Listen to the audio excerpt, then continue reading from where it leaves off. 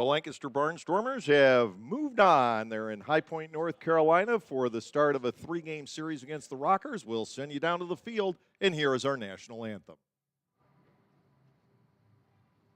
Oh, see, can you see by the dawn's early light what so proudly we hailed at the twilight's last gleaming, whose broad stripes and bright stars through the perilous fight o'er the ramparts we watched were so gallantly streaming, and the rocket's red glare, the bombs bursting in air, gave proof through the night that a flag was still there.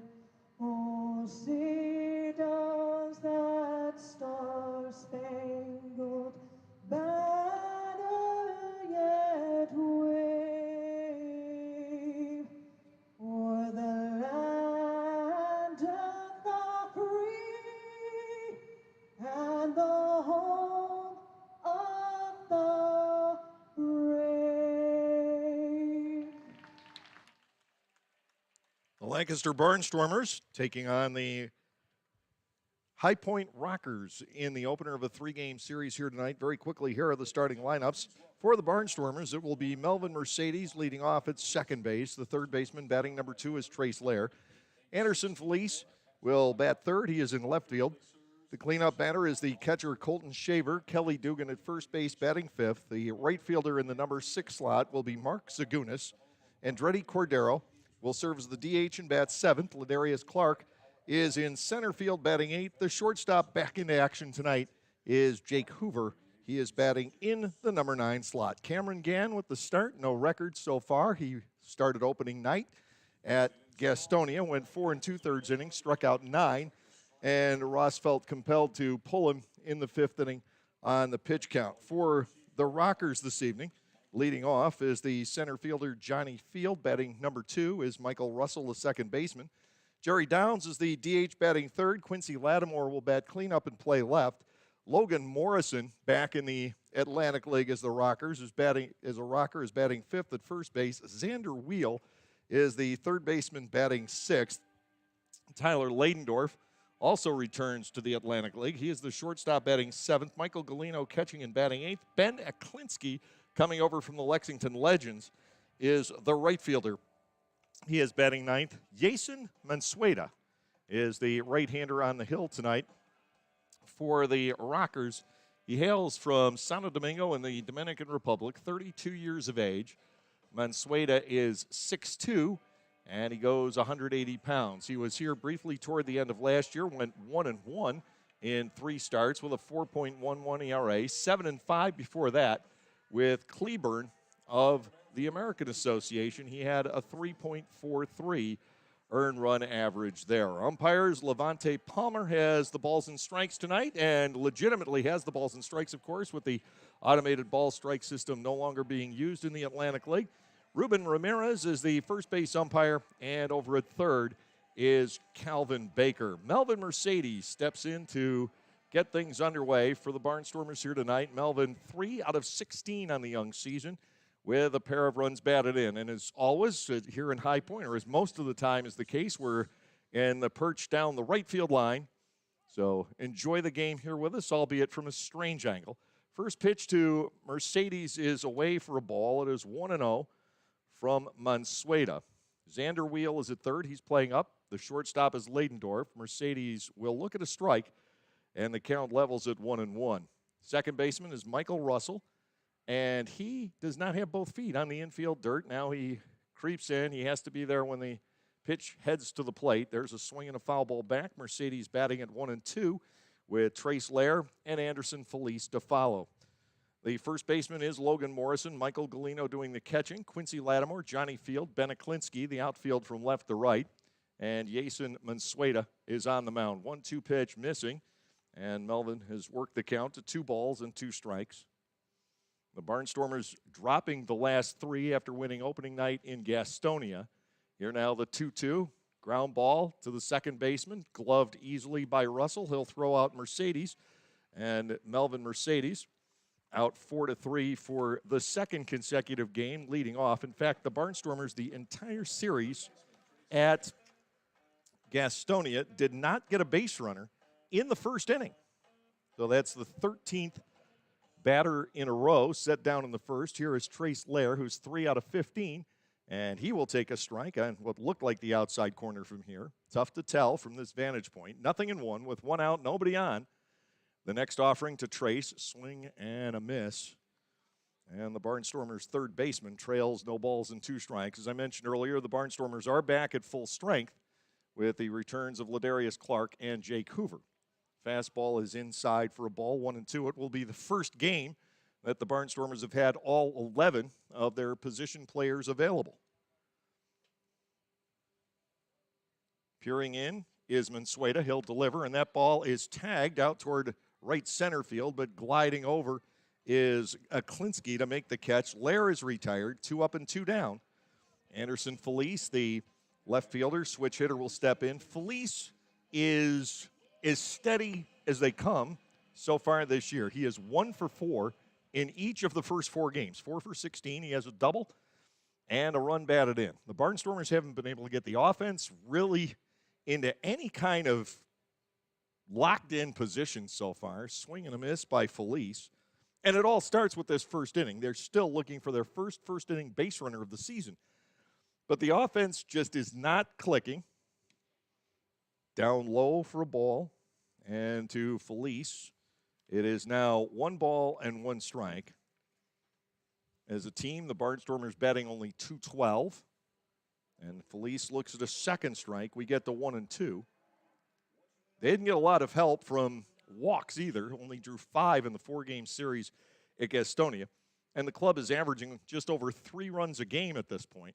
To Felice, that is sliced foul the other way into the screen, protecting the third base seats down the line. Anderson continues to bat at 1 ball and 2 strikes. The slugging catcher, Colton Shaver, waits in the on-deck circle for the Barnstormers. And the pitch. That is strike 3 called on the outside corner. Felice is gone looking. Mansueta, making his first start of the year, sets the Barnstormers down in 1-2-3 fashion. Nothing across. And through 1/2 inning here at Truist Point, the Barnstormers nothing. And the High Point Rockers coming up. Are you sick and tired of washers that don't use enough water or take 2 hours to clean and don't last more than a few years? Well, come into Gockenauer's in East Petersburg now and let us show you the Speed Queen commercial grade laundry. Built the old-fashioned way with warranties up to 7 full years. Gockenauer's will deliver and install your new Speed Queen, and we know you'll be fully satisfied with your purchase. Gockenauer's in East Petersburg, your hometown dealer for 73 years.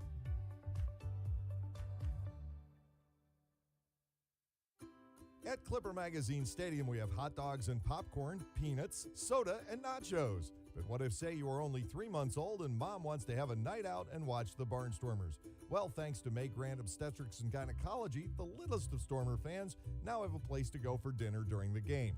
Tots can take mom to the Little Sluggers dugout behind Section 13 at the stadium for a comfortable private feeding experience. A brightly painted room with comfortable furniture and TVs tuned to the game, it is the perfect spot for baby and mom during a night at the ballpark. Welcome back from Truist Point. Dave Collins with you on what is an overcast night. There has been a pretty stiff wind. That seems to be abating. It was blowing out to right field. We had rain showers come through earlier today with the front that got just about everybody in the eastern part of the United States. And the temperatures peaked out in the lower 80s earlier this afternoon and now expected to drop through the 60s as we go along in the ball game tonight. The next couple of nights here are going to be relatively nippy by the time we get finished. The lights are already on under the overcast skies as right-hander Cam Gann makes the start for the Barnstormers, his second of this year. He got the opening night nod from manager Ross Peoples, struck out 9 at Gastonia in 4 2/3 innings, gave up a couple of runs, neither one coming on anything hard hit in that contest, but he had reached his pitch limit and came out 1 out before he was eligible for the victory in that season opener. He'll be backed up defensively by Trace Lair at third. Jake Hoover back in at shortstop. Melvin Mercedes at second. Kelly Dugan is at first. The outfield has Anderson Felice in left. Ladarius Clark in center. Mark Zagunis in right. Colton Shaver is doing the catching. Gann into the motion, and his first pitch is cut on and fouled. No balls and 1 strike to Field. Johnny Field coming back to the Atlantic League for a second go-around. He hit .283 with 13 home runs for the Rockers a year ago. 0 for 11 at the outset of this season, though. Gann misses high with his fastball, and the count is even at 1 ball and 1 strike with Michael Russell on deck and then Jerry Downs. It's relatively pleasant here at Truist Point as we get this 3-game series underway. There's a swing and a pop-up foul and out of play. Gann works ahead of Field at 1 ball and 2 strikes. The Barnstormers have that great back end of the bullpen. The question for this team is going to be getting games to that back end of the bullpen. They need to get through these first few innings. They need to get jumps in the ball game. That ball is swung on, lined out to left field, and it takes a hop on by Anderson Felice. Sprinting towards second base is Field. He is going to make it there. We'll get a ruling. I'm going to anticipate that will go down as a single and then an error. Felice, we've seen it a couple of times now, having some difficulties on the balls on the turf. The board has it for the moment as a 2-base hit. We'll see if that changes. And now Michael Russell, the second baseman, will come to the plate. Russell is 3 out of 15 on the young season, coming off a year in which he won the batting title. And now we see the error posted as well. As we anticipated, that might be the case. Single and an error, runner at second, nobody out. Gann to the plate, and Russell takes a breaking ball that misses. 1 ball and no strikes to Michael Russell. He hit .360 last year. He barely had enough plate appearances to qualify for the batting title. He was just over the threshold. But there is an addendum to that ruling, a called strike on the outer corner. It's 1-1. If you don't have quite enough plate appearances and they fill in 0 for 1s to get you there and you're still the batting leader, you get to win the batting title. Russell just got there toward the end of the season. Ground ball, shortstop. With it is Hoover. He'll fire across the diamond in time to nail Russell. Field could go nowhere with the positioning of that ground ball. A good out for Gann to pick up, an unproductive one for High Point. Now, Jerry Downs, the designated hitter, will come to the plate, the lefty who came to the Rockers a year ago out of originally the Red Sox organization. He got to Double-A there, peaked at Double-A Portland, but came here, hit .300 with 22 homers and 81 runs batted in. And he is Jamie Keefe's cleanup hitter at the outset of the season. He takes a ball 1-0. His one hit is a home run. He's 1 for 15. He's driven in 3. Field, the runner at second. 1 out here in the bottom half of the first inning. Barnstormers and the Rockers get underway here at Truist Point. Gann starts and then aborts, spins, and looks Field back to second base. The Barnstormers a little bit tired of giving up stolen bases. There were 10 for the Gastonia Honey Hunters in that 4-game weekend series. 7 coming on opening night. Gann will fire. That is low, and it's a 2-ball and no strike count to Downs. Quincy Lattimore, the fan favorite here in High Point, waiting on deck. Very sparse crowd here tonight. The weather appears threatening. I'm told if it rains, it will only be a light sprinkle. Gann delivers, partial swing, and a foul ball back. 2 balls and 1 strike, the count on Downs. 1 out with the man in scoring position for the Rockers.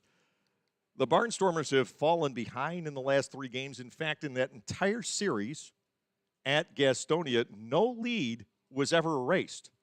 Whoever scored first retained the lead the rest of the way. Barnstormers opening night, Gastonia the last 3. Gann into the motion, and Downs hits a line drive sharply into right field. Zagunis will gather around third, and then holding is Field as the throw comes through. Runners at the corners now against Gann and Quincy Lattimore. The left fielder will step in.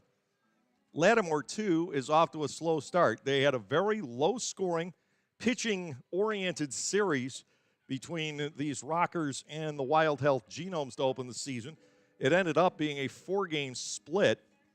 The 2 best hitters for the Rockers over the weekend are the 2 guys actually batting 8 and 9 in Jamie Keefe's lineup tonight, Michael Galino and Ben Aklinski. Only 13 hits in the 4 games for the top 7 in 92 at-bats.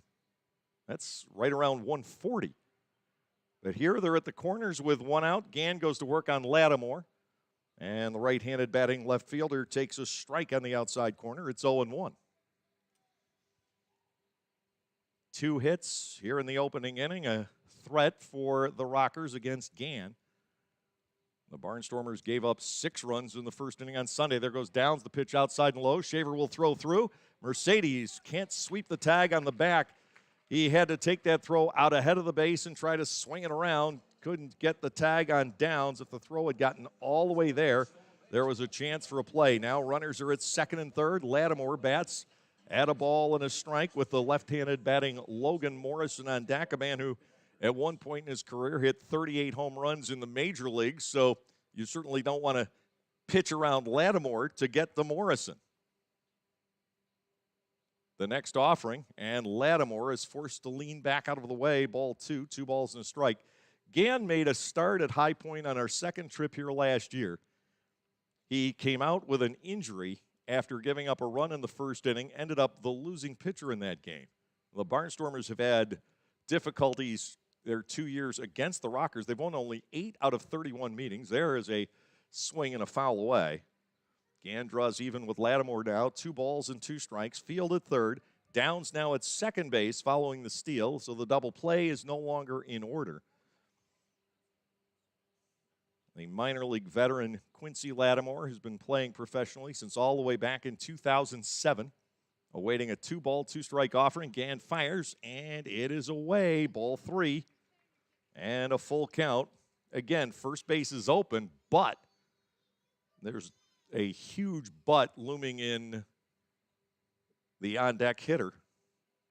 Logan Morrison hit 3 home runs in the first series, this identical series, a year ago, opening week. Lattimore now with a sharp one hopper over to Jake Hoover. He will make the play and throw out Lattimore, but Field scores from third.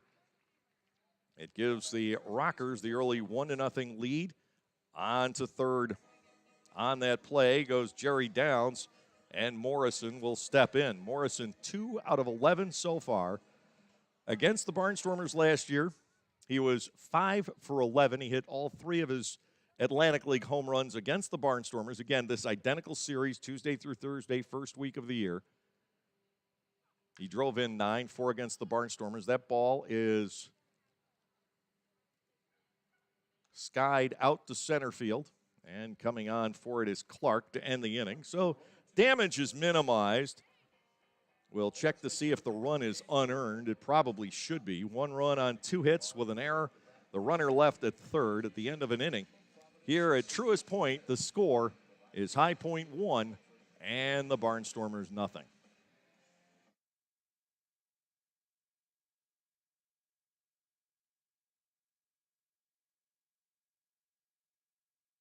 Localflavor.com, local flavor, localflavor.com, local flavor. Excuse me, are you saying localflavor.com? Oh yeah, it's where I save big bucks on all kinds of things. Home improvement projects, dining out, family fun, electronics, jewelry, clothing. I even bought my wife a fancy spa package for half price. Half price? Yep, you know all the deals you find in Clipper Magazine. I love Clipper Magazine. Well, they're all on localflavor.com too. And you can get them right on your phone thanks to localflavor.com's mobile app. Here, take a look. Well, this app is amazing. Look at all these restaurants, amusement parks, car washes, fitness centers. This is worth sharing about. Exactly. Localflavor.com online, the Local Flavor mobile app, and Clipper Magazine together. It's like a triple play. Do the cheer again. I'm in. Localflavor.com, Local Flavor. Come on, everybody! Localflavor.com, Local Flavor. Localflavor.com, Local Flavor.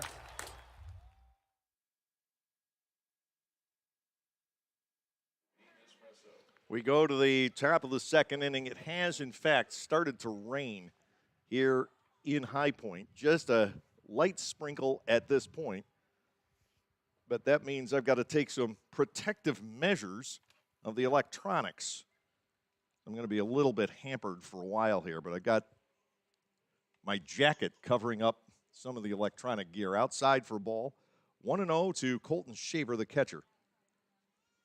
Barnstormers down 1-2-3 against Mansueta in the first, and now to Colton, a strike taken on the outside corner. It's 1-1. The Barnstormers have seen a tremendous number of called strikes in the first few games of the year, and so many of them right on the edges. They've faced some tremendous pitching in Gastonia. Here again tonight with Mansueta. Now a foul ball straight back off Shaver's bat, and he trails with a count of 1-2 strikes. If it starts raining much harder, I might actually have to bail out on the broadcast. I am set up outside here. Strike three is called on the outside corner to Colton Shaver. He goes down looking. 1 out here in the second inning. I'm covering up the electronics best as I can. I don't want damaged equipment. I also prefer not to be electrocuted. Just saying. Kelly Dugan, the batter, he's 1 for 8 on the young season. And that is swung on and missed for a called strike. It is 0-1.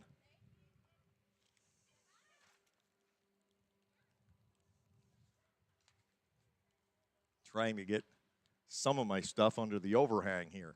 2 strikes now to Kelly. Mark Zagunis, the right fielder, waits on deck. This was not expected. The rain was supposed to be done this afternoon. Here's the wind, the pitch. Dugan backs away, but that is strike 3 on the inside corner.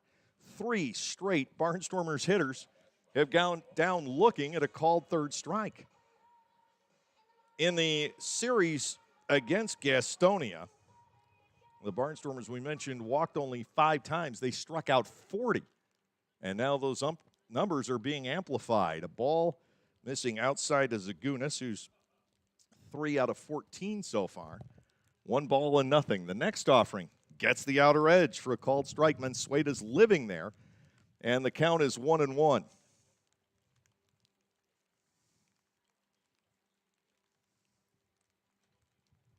The wind, the pitch, and a second strike taken on the outside corner. Make it 1-2. I think the camera can withstand this. The laptop, I know, can't.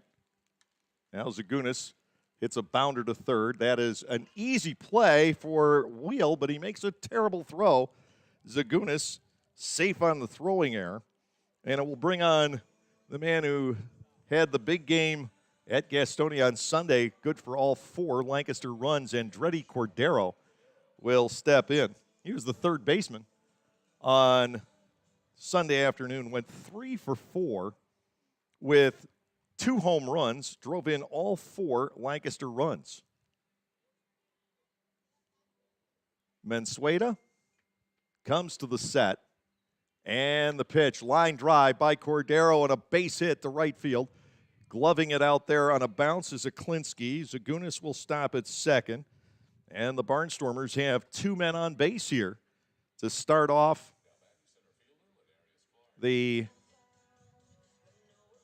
2 outs in the bottom of the second. Ladarius Clark now stepping in. Lancaster trailing by a run through the first inning on the RBI ground out by Quincy Lattimore as he drives in his 3rd run of the year. Clark back from his grandmother's funeral. He is 2 for 8 with a home run the first 2 games of the year.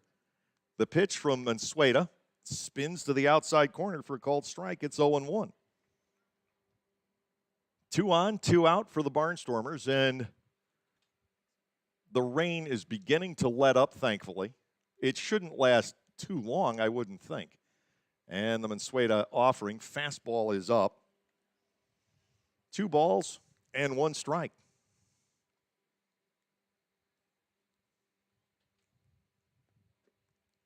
Defense back, of course, with 2 outs in the inning. Clark has very good power to the opposite field. Mansueta ready to go. Here's the 1-1 offering. And a second strike taken on the outside edge.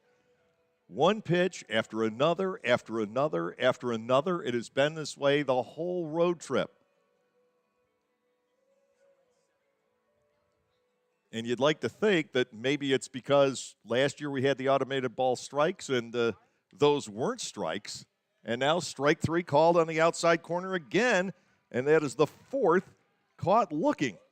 Well, it might explain Clark and Dugan, but it doesn't explain Felice and Schaefer. They weren't here. The inning comes to an end. No runs on 1 hit with no errors and 2 runners left on base. We won't not be playing commercials until the rain stops. But I can tell you that at the end of 1.5, it is 1-0 in favor of High Point.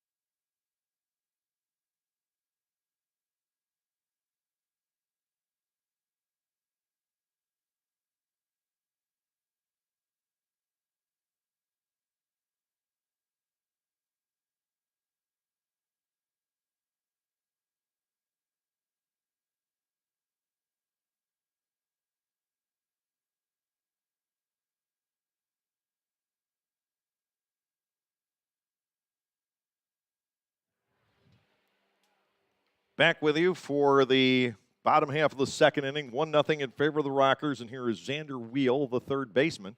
He will take a huge rip and miss, falling behind at no balls and a strike, 3 out of 11 for Wheel. He has a double and 4 runs batted in. He is new to the Atlantic League this season. Interesting stance, kind of leaning back and up on a toe. Takes a fastball inside from Gann, and the count is even at 1 ball and 1 strike. 1-0 our score. 2 base hits around a misplay in left field on the first hit. And now ball 2 missing from Gann, 2-1. And a stolen base, put runners at second and third. And the ground out from Quincy Lattimore knocked in what should be an unearned run. But I have to look at the computer screen to be sure, and that just isn't a possibility right now. It is covered up. Ball 3, and Gann risks walking the leadoff batter here in the bottom of the second inning.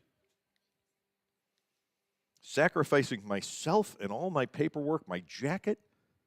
They're bringing some trash bags to cover things up in case the rain starts again. Right now it has let up. Ball 4 missing.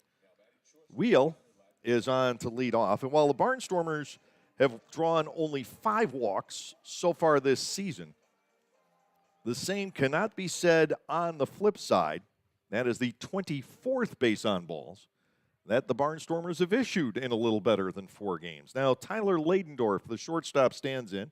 He, too, is off to a slow start. He's 2 for 17. Batting with a runner at first, nobody out. Wheel takes the lead, and there is a swing and a foul back. One strike, the count to Ladendorf. You may remember Tyler Ladendorf. He homered down the left field line at Clipper Magazine Stadium on opening night back in 19. In a game, the Rockers would go on to win 7-1, and that established High Point's dominance in this all-time series. They haven't really ever let up. There's a fly ball out toward left center field. Anderson Felice will glide over and make the catch. Playing it halfway is Wheel. He'll go back. Ladendorf is retired. We've got one out, and the catcher, Michael Galino, will step in. Galino is off to an incredible start. He was actually the number 3 catcher here a year ago behind Stuart Levy and Logan Moore, and now playing probably every other game by appearances. He's 5 for 6 at the outset of this year. All the hits have been singles. He's driven in one. Wheel bouncing around off first base. Gann to the plate, and he whistles that one off the outside corner. A check swing on the part of Wheel. The appeal gets denied. Runner at first with one out. 1-0 High Point, lower half of the second inning. And for the moment, the rain has stopped, which is a good thing, believe me. Throw to first base, and lunging back in is Wheel. Definitely bring cold weather gear to the home opener on Friday night. I know you want to be there and greet the Barnstormers as they return from this road trip, but definitely be ready for it to be a bit chilly. Ball off the inside corner, and now to Galino. It is 2-0. Ben Aklinski, who was one of the many stars for the league champion Lexington Legends a year ago, waits in the on-deck circle. He's the right fielder for High Point here tonight. 1 out, 1 on. 2-0 on Galino. The right-hander Gann to the set, and he is low with it. Knocked down out of the dirt by Shaver. And we get the 3 balls and no strikes. The lights are on. They have the LED lights in this ballpark, which was built for the 2019 season. And obviously you can tell they've got the artificial turf as well, just like we saw in Gastonia. Many similarities between these two ballparks. And the pitch, a strike on the outside corner, as granted to Gann by Levante Palmer. 3 balls, 1 strike. Gann racking up a lot of pitches here in the early going. He'll go to first base, and diving back in is Wheel. Last name spelled W-I-E-L.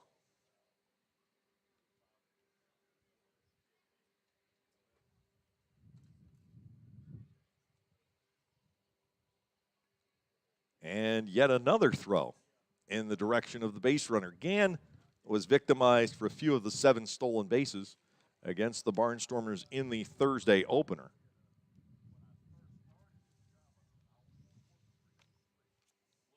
Wheel, a native of the Nashville area, lives in Murfreesboro, went to Vanderbilt.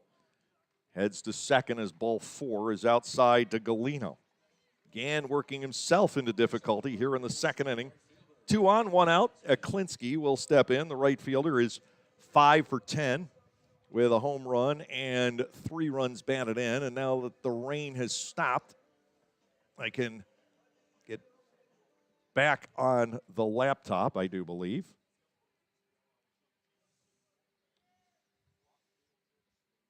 Two on, 1 out as Aklinski stands in.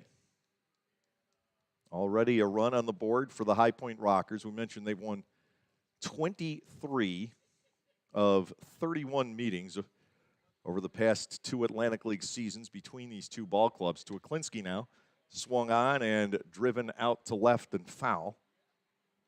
0-1 to Aklinski. What a season he had. What a season offensively for the Lexington Legends last year. Aklinski came in. He hit .290 with 28 home runs and 105 runs batted in, and he's Jamie Keefe's number 9 hitter. Take that into consideration. First and second with 1 out. Gann fires. He misses away. The count squares up at 1 ball and 1 strike. Wheel is at second. Galino at first base. Gann needs to work out of a pickle here in this second inning. The right-hander out of the set delivers. And again, he can't find the range. Ball 2 is outside. 2-1 to Aklinski, who had played in the Phillies organization. Got as high as Clearwater back in 19. The motion and the pitch swung on, and this ball is hit well to center field. Racing back on it is Clark. It's over his head and off the top of the wall. It'll be retrieved by Felice. 1 run scores. Parking at third is Galino. Wheel has come across. Aklinski in at second with a long double.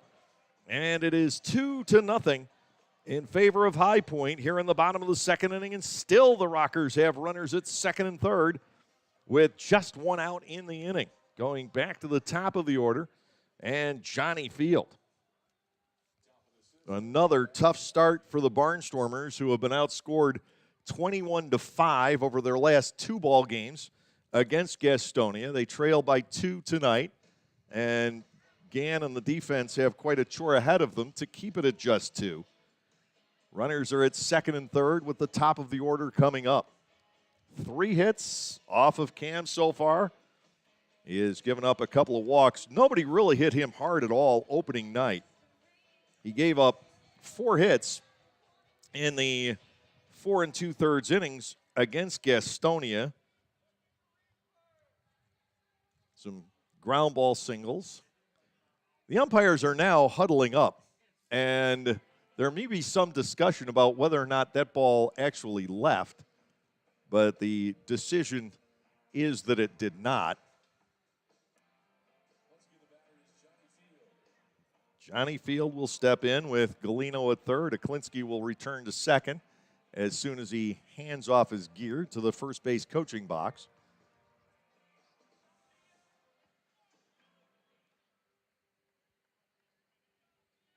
Barnstormers already bringing the infield in here. 2 in scoring position. You can try and pitch off 1 run, but of course you run the risk of giving up an easier single with the infield drawn in, especially on the turf. Swing and a miss. 1 strike the count on Field, who led off the ball game with a base hit, his first knock of the season in 12 at-bats. Gann's ready to go, and that pitch bounces away from Shaver, but back toward the pitching mound. Gann came in to make the play, and now there is a play on the trailing runner as Aklinski started to go to third, and he's going to have to give himself up, and the Barnstormers get an out rather cheaply there, a mistake on the part of the trailing base runner, Ben Aklinski. The pitch was into the carpet. It was blocked by Shaver, and Aklinski must have read that that pitch had gotten through, whereas Galino saw clearly that it didn't. It bounced back to Cam Gann. He stared the runner initially back to third and then became alert that there was a play on Aklinski, so he is out. We'll call it 1-6-5. 2 outs and the runner at third. The Barnstormers catch a break for the second time on this road trip with a base running gaff. You remember the other day that Joseph Rosa of Gastonia gave up his spot at second base, thinking he had been thrown out on a steal, but it was ball 4 to Luis Roman. Here's the wind, the pitch by Gann. That is banged into left field, down the line. This is likely extra bases into the corner. It will get Galino across, and cruising into second is Field with an RBI double. So that out on the bases costing High Point a run, but they're still able to produce with 2 outs in this second inning, and now it's a 3-0 ball game. Field the runner at second, and the batter is Michael Russell, the second baseman. He grounded a short back in the first inning. So the Barnstormers again find themselves behind. They were down 6-0 after an inning on Sunday, 9-3 after 2. They trailed 3-0 after 2 innings on Saturday, and 2-0 after 2 innings in the loss on Friday night. That bounces, and Shaver is able to knock it down. Ball one, no strikes, the count to Russell. High Point 3, Lancaster nothing. Playing the home half of the second inning, 2 outs with the runner in scoring position here. As Russell, the former North Carolina Tar Heel star, awaits the next delivery from Cameron Gann.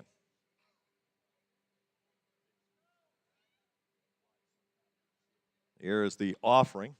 A delivery missing high, maybe outside as well. Ball 2 and no strikes with the left-handed batting Jerry Downs waiting on deck.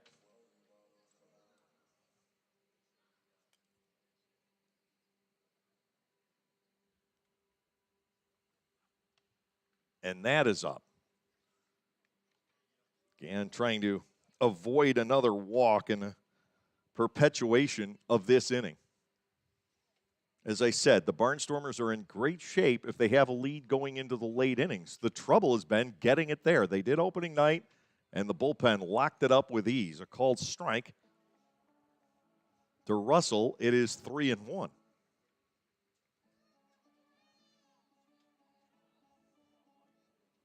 Four solid base hits. This is the number 1 starter in the rotation. Here's a pitch, and that gets back to the inside corner. 3-2. Russell will await the payoff.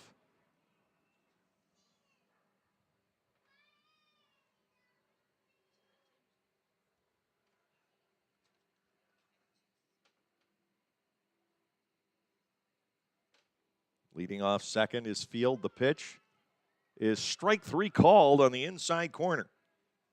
Gann chalks up his first strikeout of the night after fanning 9 back on Thursday. But it's 2 more runs in the inning on 2 hits. They were both doubles. No errors. 1 runner left on base. We're at the end of 2 here at Truist Point. The Rockers with the lead by the score of 3-0.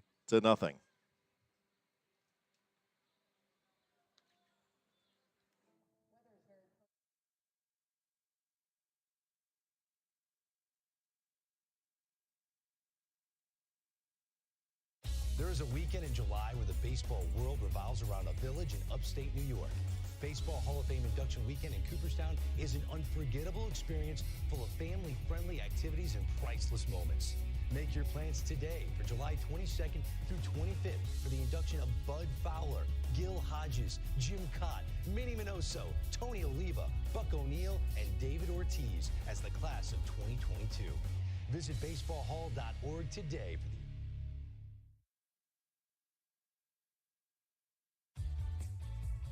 Hey kids, join the coolest club in town, the Storm Force. The Storm Force is presented by the Lancaster Barnstormers and Commonwealth Charter Academy. For only $25, kids under 12 get an entire summer of Barnstormers fun with 12 game tickets, a t-shirt and bag, the chance to go first when kids run the bases, exclusive activities, and coupons from Dutch Wonderland, Chocolate World, and more. Don't miss out on all the fun. Go to LancasterBarnstormers.com and sign up.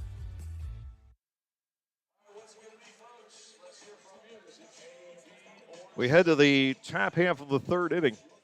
And right now, Jason Mansueta, the right-hander, 32 years of age from the Dominican Republic, is cruising. The offering to start the inning to the shortstop, Jake Hoover, is up and in for a ball, 1-0. Hoover 0 for 3 opening night, and he twisted his ankle on a diving play up the middle. It only got worse. He was hobbling when he came off the bus Friday night, and this is his first action since. By Sunday, it looked like he could have played had the need arisen, but sometimes discretion trumps everything else, and Ross kept him out one more day. The wine, and that is up and in. Looked like a breaking ball. 2-1 is the count on Hoover. Lancaster down by 3 here in the top half of the third inning and trying to get something triggered. Next offering, fouled back. 2-2. Hoover last year batted .242 with the Barnstormers and drove in, or .241 rather, drove in 19 runs.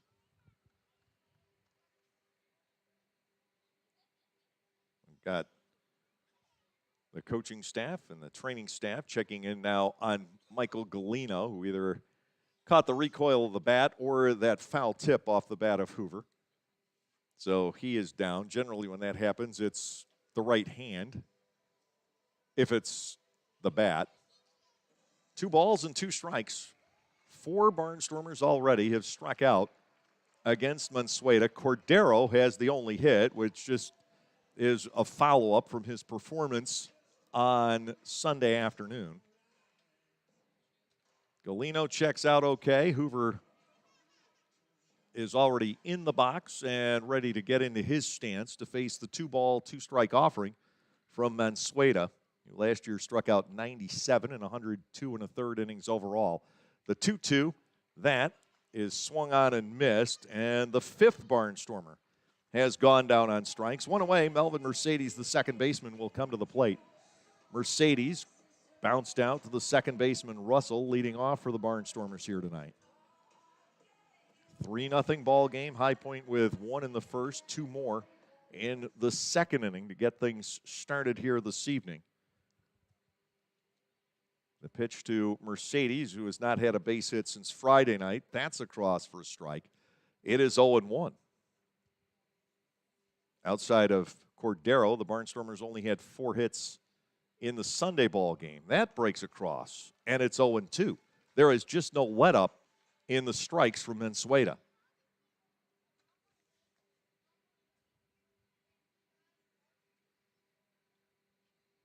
The offering tattooed out to right center field. That's a base hit. So Melvin able to get on board with 1 out here in the 3rd inning. The Barnstormers try to get something ignited. Trace Lair with a line out to right field his first time up will step in. The first hit for Melvin since his RBI single in the 8th inning on Friday night that made it 4-2. He is at first. Barnstormers haven't been able to get any kind of base running game going yet this year. Lair stands in, Mercedes stays put, and the pitch is inside, getting away from Galino, and Mercedes will move up to second, and that's one where we certainly have to check wild pitch versus pass ball.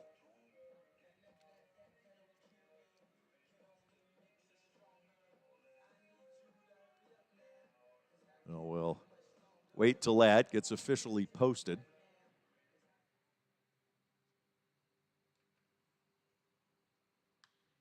Next offering is cut on and popped up to the right side. Michael Russell is there. Lair can't advance Mercedes at all. 2 away, and Anderson Felice will give that a whirl. A wild pitch indeed. Charge to Mansueta. Felice struck out looking, one of the 4 that have taken a called 3rd strike for the Barnstormers so far in tonight's ball game. 3-0, runner at second, 2 outs in the top of the 3rd. Mansueta to the plate, and he breaks that across for a called strike. It is 0-1. Well, they gave Gann an earned run in that first inning. I guess figuring that Field would have gone to 3rd on the single by Downs. Foul ball back. There is a 2nd strike.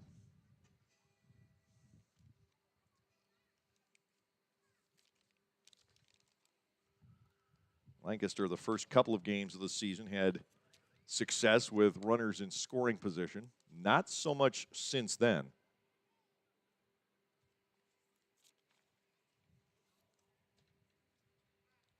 0-2 to Felice. The pitch. That ball is lined back off the pitcher. Fielding is Mansueta. He deals to first. Morrison scoops it out. Great recovery by Jason Mansueta on a ball that stunned him. He was able to gather it in behind the mound, and the Barnstormers still can't get much going in a positive direction here. Felice with a good swing, considering the count, given the situation. But Mansueta got in the way, and it's no runs on a hit with no errors, and 1 man left on base. We're through 2.5 now here at Truist Point. The Rockers leading the Barnstormers by the score of 3-0.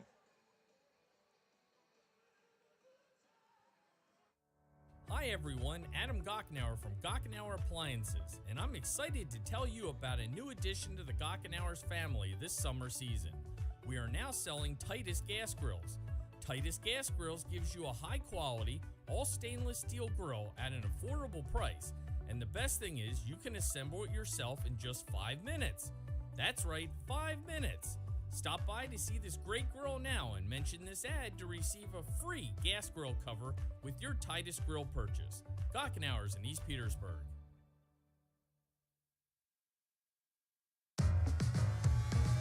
Pennsylvanians are creating their own soundtrack. Thanks to PA Lottery Scratch-Offs, excitement's back. Pennies, nickels, dimes, or quarters, no matter your choice, scratching's always in order. With big top prizes and second chance drawings, thrills await. They're out there calling. If it's excitement you seek and you're looking for action, play the PA Lottery.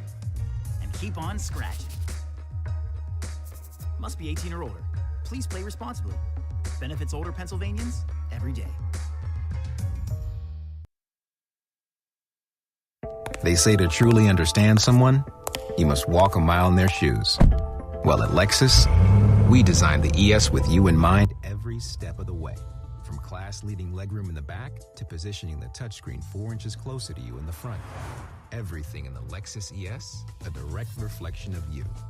See Bobby Rahal Lexus in Mechanicsburg or Lancaster County. 2022 ES versus 2021-2022 competitors. Information from manufacturers' websites as of 5/3/2021. Bottom half of the third inning, here's Jerry Downs, the designated hitter leading off. Gann delivers a strike called. It's 0-1. Downs singled into right field back in the first, helping to build the 1 run scored by High Point there. Shift is on. Hoover to the right side of second base. Again, the Atlantic League rules that you have to have all four infielders with 2 feet on the dirt when the pitch is delivered. Right now, Hoover is a little bit behind that. So is Mercedes. They'll come up a bit. And the pitch swung on and missed. Gann chalking up his second strikeout. They're in succession now around the Barnstormers' half of this third inning. 1 away. Quincy Lattimore will come to the plate. Lattimore drove in the first run with a ground ball to the shortstop, Hoover. Gann has allowed 4 hits, 3 runs. He has walked 2 and now struck out 2.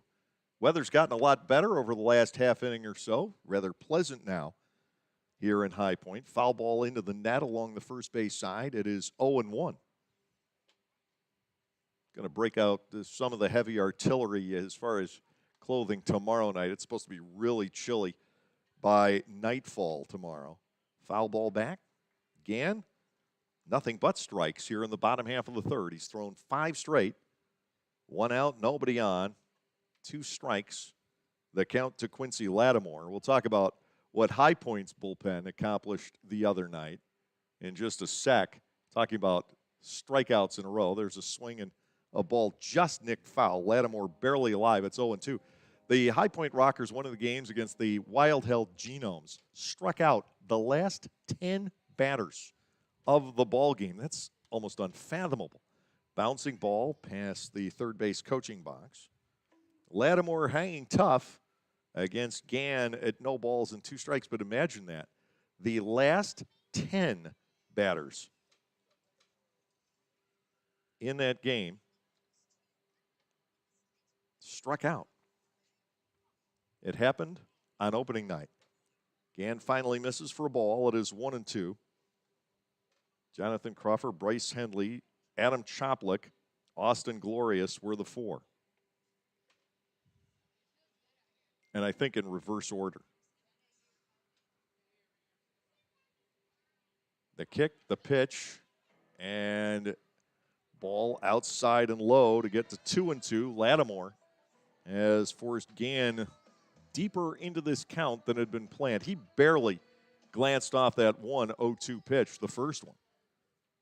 2 balls, 2 strikes. Cameron Gann into his wind. That is swung on and missed. Lattimore will take off for first, but Shaver will gun him down, and it's 3 consecutive strikeouts. 2 outs and nobody on with Logan Morrison will step in. The last time that the last 10 hitters in a professional baseball game struck out for one team came on April the 22nd, 1970, when Tom Seaver fanned 10 consecutive San Diego Padres. The Padres were in their second year at that time. High pop fly out to left. Felice gliding in for the catch, and Gann is able to breeze through the bottom half of the third inning. Nothing across for the High Point Rockers. We are now at the end of 3. The score is 3-0 High Point. Knockoffs, copycats, imitators. They all share one thing in common. They always pale in comparison next to the true original. Just like the stylish and versatile Lexus RX. The crossover that paved the way for others. And it's still the best for one simple reason. Nothing else is as good as the original. See Bobby Rahal Lexus in Mechanicsburg or Lancaster County. Localflavor.com, local flavor. Localflavor.com, local flavor. Excuse me, are you saying localflavor.com? Oh, yeah, it's where I save big bucks on all kinds of things. Home improvement projects, dining out, family fun, electronics, jewelry, clothing. I even bought my wife a fancy spa package for half price. Half price? Yep, you know all the deals you find in Clipper Magazine. I love Clipper Magazine. Well, they're all on localflavor.com too. And you can get them right on your phone thanks to localflavor.com's mobile app. Here, take a look. Well, this app is amazing. Look at all these restaurants, amusement parks, car washes, fitness centers. This is worth sharing about. Exactly. Localflavor.com online, the Local Flavor mobile app, and Clipper Magazine together. It's like a triple play. Do the cheer again. I'm in. Localflavor.com, local flavor. Come on, everybody! Localflavor.com, local flavor. Localflavor.com, local flavor. Here's Colton Shaver leading off the Barnstormers half of the 4th inning. He wraps a ground ball foul up the third base line. It is 0-1. Shaver caught looking at a third strike back in the second inning. Colton is now 3 for 17. He has the solo home run Friday night that might still be circling the globe.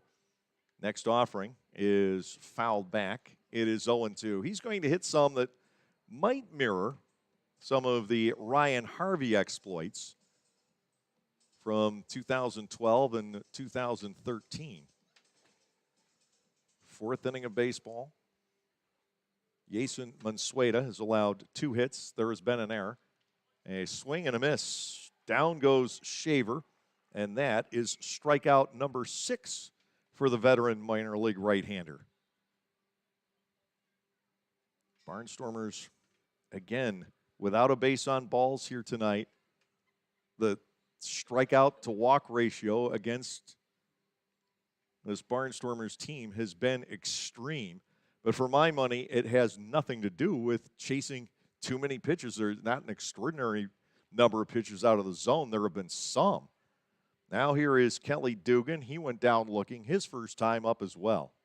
So it's 3 runs, 4 hits, an error, 2 left for High Point. The Barnstormers, no runs, a hit, and an error, with 3 runners left on base. 2 balls, no strikes, the count on Dugan. Mark Zagunis is on deck. He reached on an error. Fastball up and away. And Kelly's pushed the count to 3-0. Dugan trying to get on track. That looked like he was toward the end of spring training. He went 0 for 11 the first 3 games and then lit it up for the 7 RBI game against the Black Sox on FanFest. And he had a double the following game against York, but he got hurt during the Tuesday workout. Taking all away, looks at a strike. It's 3-1. 1 out with nobody on board here in the 4th inning. Jason Mansueta working quickly, deals, and it's low. The Barnstormers get their first walk of the night from Jason Mansueta. They've got a 1-out base runner. Mark Zagunis stepping in. Zagunis reached on a bad throw from the third baseman, Wheel, back in the 2nd inning. And from what I've heard, Wheel has had trouble with the throws across the diamond. Dugan out to a lead, and it is a breaking ball to start off Zagunis, and ball 1. All of a sudden, Mansueta losing the scope. He's missed with 5 out of his last 6. Third baseman playing up, middle infield at double play depth, and Zagunis gets a strike on the inside corner. The count levels at 1 each here.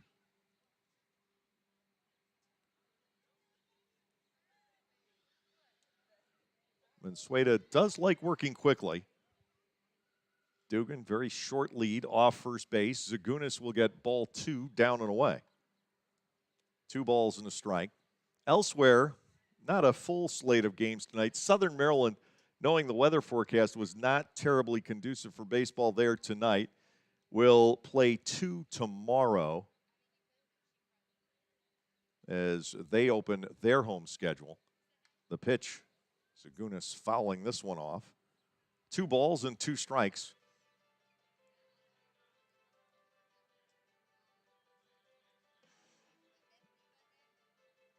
In that game tomorrow night, they will be taking on the Staten Island Ferry Hawks. Elsewhere tonight, Gastonia leads Wild Health 4-0 at the end of 3. Long Island with a 3-0 lead over the so far undefeated Charleston Dirty Birds. Look out, Mark Zagunis has to quickly get the jaw out of the way. 3-2. Dugan likely to hold here with his ball club trailing by 3. Lexington leads York 4-0 in the top half of the third. They are at Wild Health Park with the Genomes on the road in Gastonia. 3-2 pitch, swatted foul over the top of the stadium. They have a big High Point Rockers Truist Point sign that towers above the rooftop in back of the plate here. And it cleared that. 3-2 to Zagunis. Dugan, again, not out to much of a lead. And Mark taps it foul, will stay at 3 balls and 2 strikes. There are a number of reasons not to start Dugan here. 1, the score of the ball game. 2, the number of strikeouts, not in particular Zagunis, but the team in general. 3, Dugan's nursing a little bit of a leg injury. It's not that Kelly's that slow. He stole 5 bases last year. But it really would not be necessarily the best of times. 3 balls, 2 strikes once again to Zagunis. Mansueta ready to go. Out of the stretch, he'll deliver, and that is beaten foul up the third base side, right to Ross. The Barnstormers haven't been able to get much accomplished on the base paths so far this year anyway. They're 0 for 1 in stolen base attempts. And, of course, we can remember the somewhat disastrous triple play back on Friday when they tried to catch the Gastonia defense napping, and they were wide awake. Caffeine had kicked in.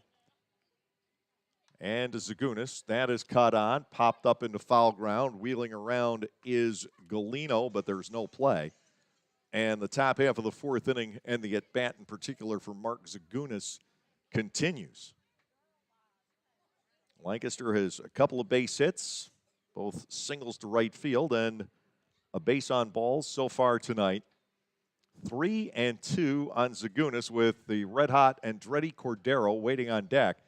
So there are possibilities for the Barnstormers in this 4th inning. Here's a 3-2, and Zagunis gets hit. Runners now at first and second. Mark able to turn and get hit in a spot that it's going to smart but not cause any lasting damage. And here is Cordero. Andretti with 3 hits Sunday, a base hit already tonight. So 4 out of his last 5 for Andretti Cordero. Dugan at second, Zagunis the runner at first base. Big chance for the Barnstormers. And the breaking ball misses from Mansueta. Ball 1, no strikes. Lancaster with a chance to get all the way back in this game. They're down 3-0 here in the fourth inning. 2 runners are aboard, swung on, and there's a ground ball to the shortstop. Tailor-made 6-4-3 double play, and everything just continues to go wrong for this ball club. No runs, no hits, no errors, and 1 man left on base. They have a big opportunity in the top half of the fourth inning, a 1-0 count, runners at first and second, and the next pitch results in a twin killing to take Mansueta out of the inning here in the top half of the fourth. We'll go to the bottom of the fourth, still 3-0 in favor of the Rockers.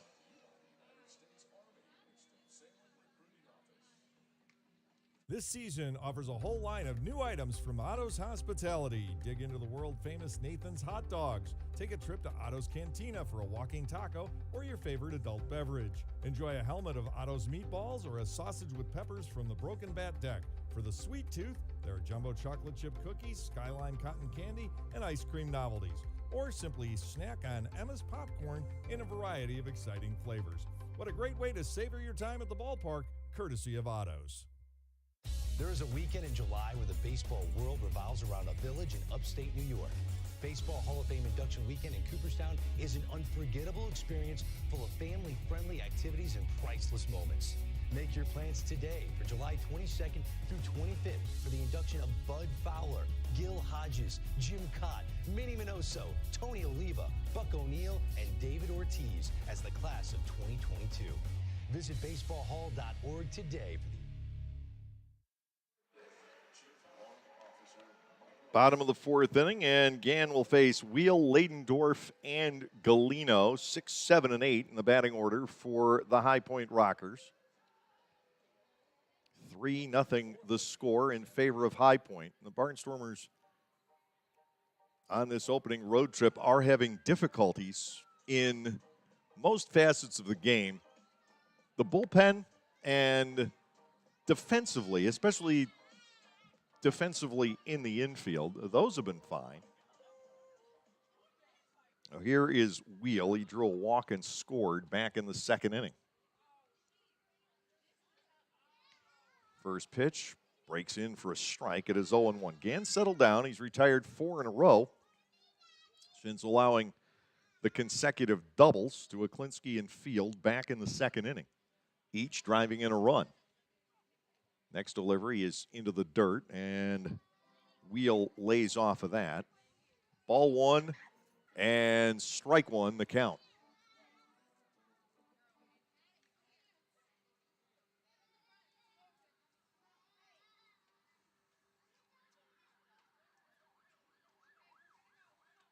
Sirens going by. We are in the downtown area here in High Point, although the downtown area isn't hugely populated necessarily here.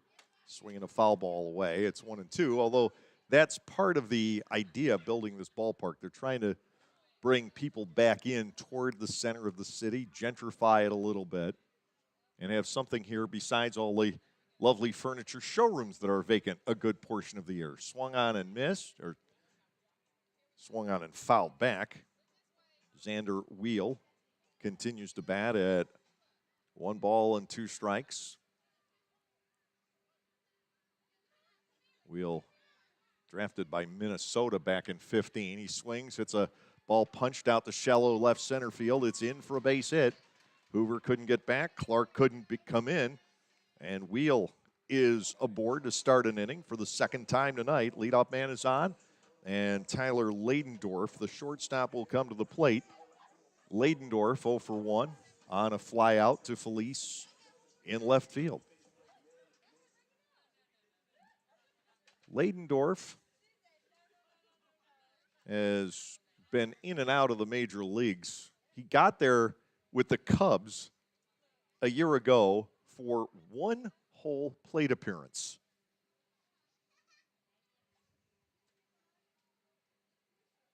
He was with Oakland briefly in 2015, 2016 before making the return with the Cubbies a year ago. The pitch, and that is swatted foul out of play. The count to Ladendorf, 1 ball and 1 strike here. Runner at first base is Wheel. He is yet to steal this season. Nobody down in the bottom of the fourth. Barnstormers grounding into an inning-ending, threat-killing double play in the top of the inning. This is popped up and playable. Dugan to the first base coach's box for the catch. Ladendorf retired for the second straight time. And now Galino will step in. He walked his first time up.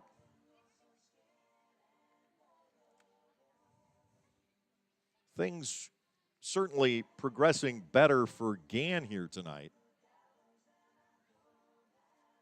since the back-to-back doubles. The offense has not been able to get the runs back, however. Here's Galino, and they've got the runner picked off. Wheel is in all kinds of trouble, and he will be tagged out by Jake Hoover. It's the second time Gann's been able to catch somebody leaning off first base. He got Rosa in his first start back on Thursday night. Now 2 outs, nobody on, and the picture brightens even more in this fourth inning. Galino has yet to see a pitch. Here's a guy who has not played in a major league organization, native of Meriden, Connecticut, which is near New Britain. Ground ball slowly hits shortstop. Up with it is Hoover, and he will cut down Galino. It turns into a 3-batter inning. No runs on a hit with no errors, nobody left on base. We're done with 4 tonight here in High Point, North Carolina. The Rockers continue to lead by a score of 3-0. Being over 55 does not mean a ticket, it means 10 with the Silver Stormers Club presented by the Lancaster Barnstormers and Audiology Associates of Lancaster. Anyone 55 and over can enjoy baseball action at every Tuesday home game for only $50 on the season. That is nearly a 70% savings. Members also receive a special Silver Stormers t-shirt to wear proudly at the stadium. For more information or to sign up, go to LancasterBarnstormers.com and look in the season tickets section.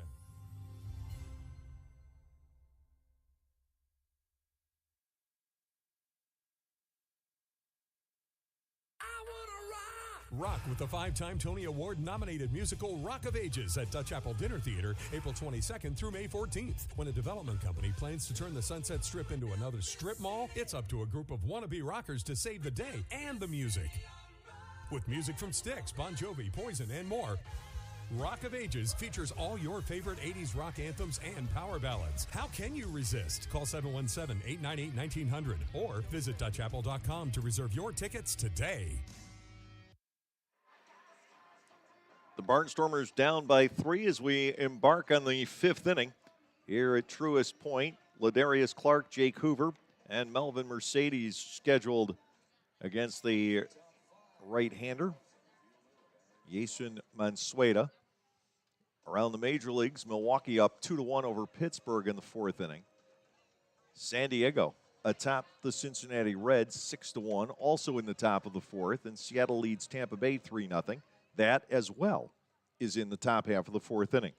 Here is Clark. He struck out looking back in the second. Mansueta deals, and that is smashed and into left field for a leadoff base hit. Both the third baseman Wheel and the shortstop Ladendorf gave it a try, but now Clark is on. He's hit safely in the 3 games he has played, including a home run his first at bat of the season.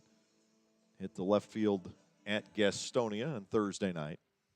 Now here is Hoover trying to build upon an inning. The Barnstormers have their leadoff man on for the first time in the ball game here tonight.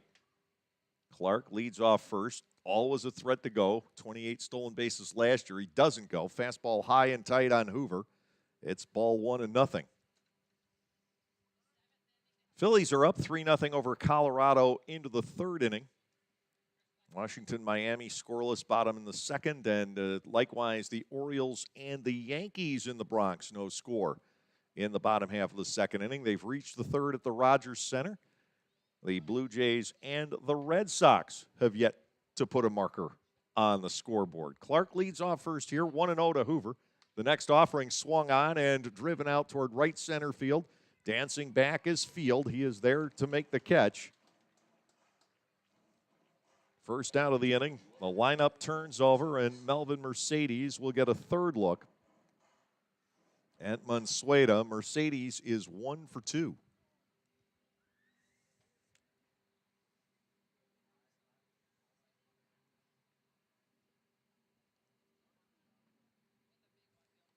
Mansueda has thrown 65 pitches to this stage. Mercedes digging in, and the breaking ball from Mansueda misses. Ball 1, no strikes here. 3-0. The Barnstormers now with 3 hits. Pickoff throw to first, and just back in, Ladarius Clark. Well, the Barnstormers haven't been able to unleash much power. Outside of the 2 home runs by Cordero on Sunday, the club has not had an extra base hit since Friday night. Some scattered singles, not too many walks. It's tough to score a lot of runs. Another pickoff throw to first, and they caught him leaning. Ladarius is picked off, and the Barnstormers' base running game continues just not to be there. It costs Lancaster an out. Clark was caught leaning. Melvin Mercedes had to wait through a couple of throws to first base. Now he takes a strike. I believe it's 1-1. Scoreboard reads 0-1. Well, scoreboard. Yep, there we go. 1 ball, 1 strike. And now a foul away to make it 1-2. The Barnstormers trying to make things happen. They've had base runners the last 4 innings, but haven't been able to push anything across. Now Mercedes fouls this at the dish. Kick back out in front, and still a count of 1 ball and 2 strikes. Couple of 2-out base runners in the second. Mercedes reached on a 1-out single in the third. A walk and a hit batter gave the Barnstormers runners at first and second in the 4th inning, and now leadoff man gets on in the 5th, and he gets picked off. Mercedes swings and fouls that one away as well. He gets to stick around at 1 ball and 2 strikes. 3-0 Rockers leading. We're in the top half of the 5th inning. This trip has not gone as planned. Opening night did. Melvin takes ball 2 away. 2-2. Lancaster has not won a game since. The Barnstormers wanted to come home over 500. They did on this trip a year ago. Just missing to Mercedes. 3 balls and 2 strikes.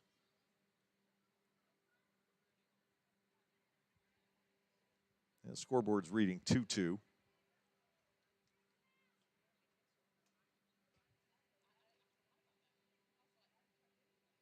Right-hander kicks, and Mansueda fires. That is spoiled. And now the scoreboard has caught up. It is 3 balls and 2 strikes. I can never be absolutely certain from here as to the result of a pitch. Though fortunately, Levante Palmer is very demonstrative with called strikes. Here's the 3-2, and Melvin sticks around. He fouls another one off. He can be a tough out. Mercedes last year hit .241 against High Point. He missed one of the series at home. That is cut on, popped up. Jogging in, the shortstop, Ladendorf, behind the mound for the catch. Leadoff base hit, leads to nothing. No runs, a hit, no errors, and nobody left on base. We're halfway through regulation, 4.5 innings in the books here tonight. With the score, the High Point Rockers 3 and the Lancaster Barnstormers nothing. Are you sick and tired of washers that don't use enough water or take 2 hours to clean and don't last more than a few years? Well, come into Gockenauers in East Petersburg now and let us show you the Speed Queen commercial grade laundry. Built the old-fashioned way with warranties up to 7 full years. Gockenauers will deliver and install your new Speed Queen, and we know you'll be fully satisfied with your purchase. Gockenauers in East Petersburg, your hometown dealer for 73 years.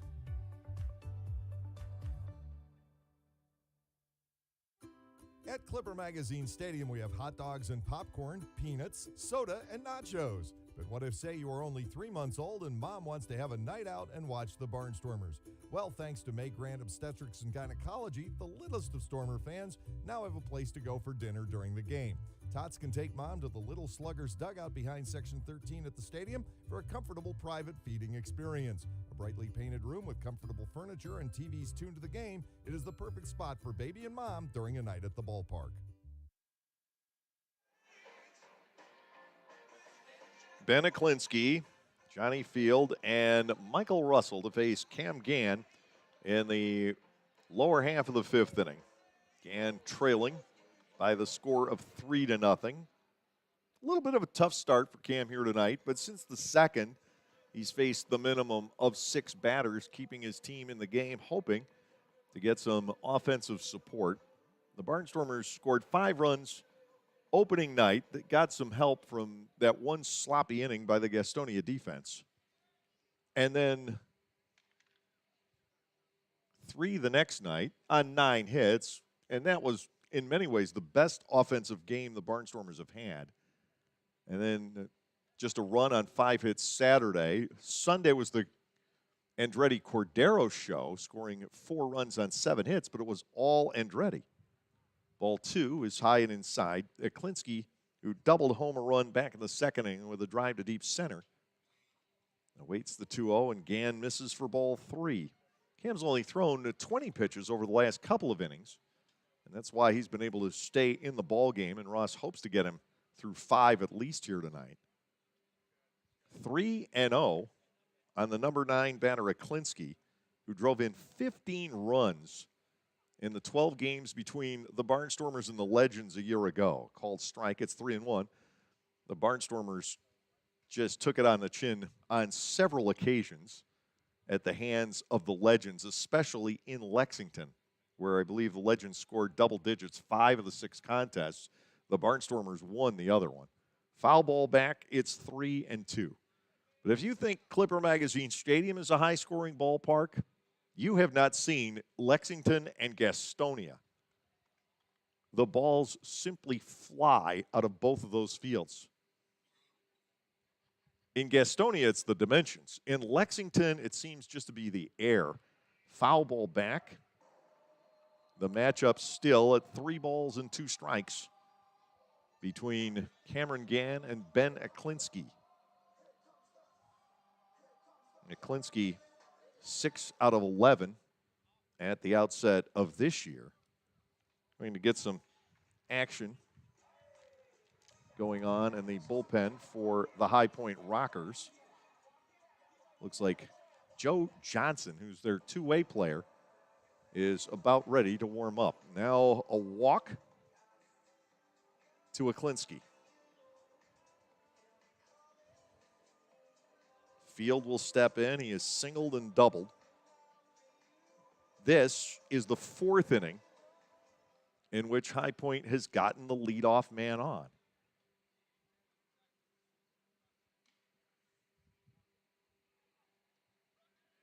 Into the dirt for a ball. It is 1-0. The last 3 Barnstormers starting pitchers have had the leadoff man of the ball game score, and DeSabatino walked the leadoff batter on Friday night, but pinned him at 3rd.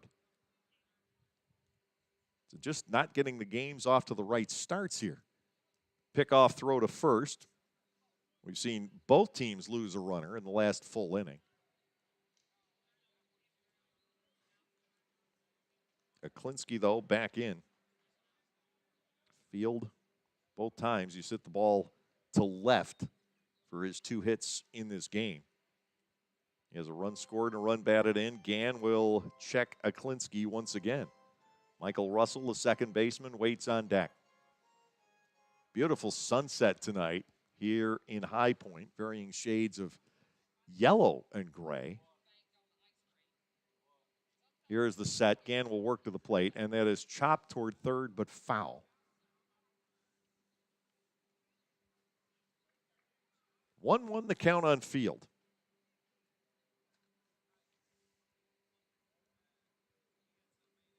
Barnstormers have grounded into a double play tonight. They could use to turn one in the field.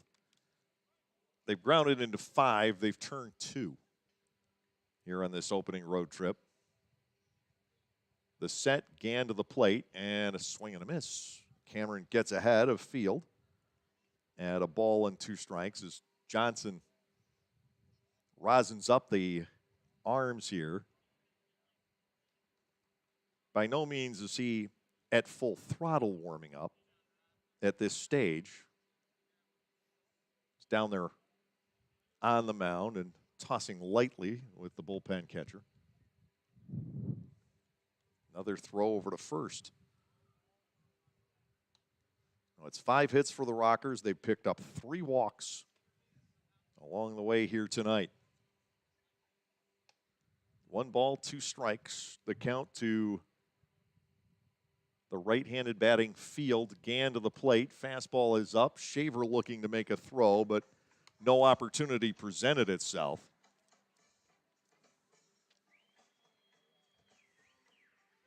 Two balls, 2 strikes. Well, looks like Johnson means a little bit more business right now. Throw to first. Diving back once again is Aklinski. Gann is really focused on keeping that base runner close.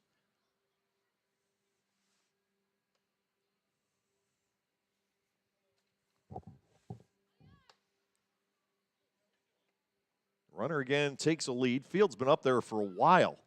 It's 2-2, and we get a swing, a pop-up. Calling for this, Mercedes. He'll squeeze.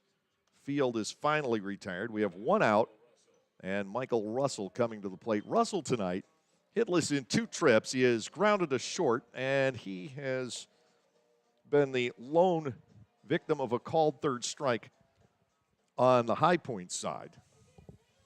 Well, the Barnstormers, it was epidemic early in the game. 4 of the first 8 batters were caught looking at strike 3.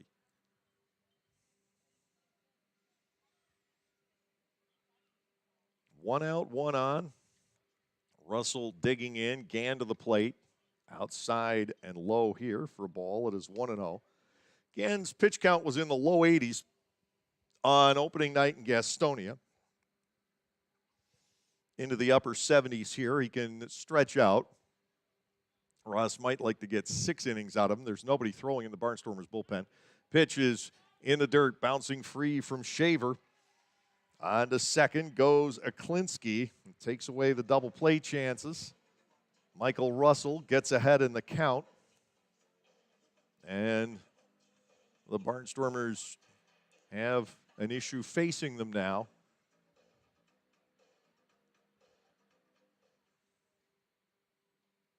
Here in the bottom half of inning 5.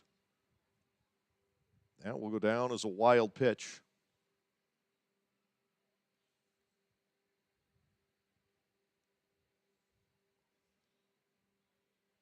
Aklinski leads off from second, and Gann fires low. 2-0.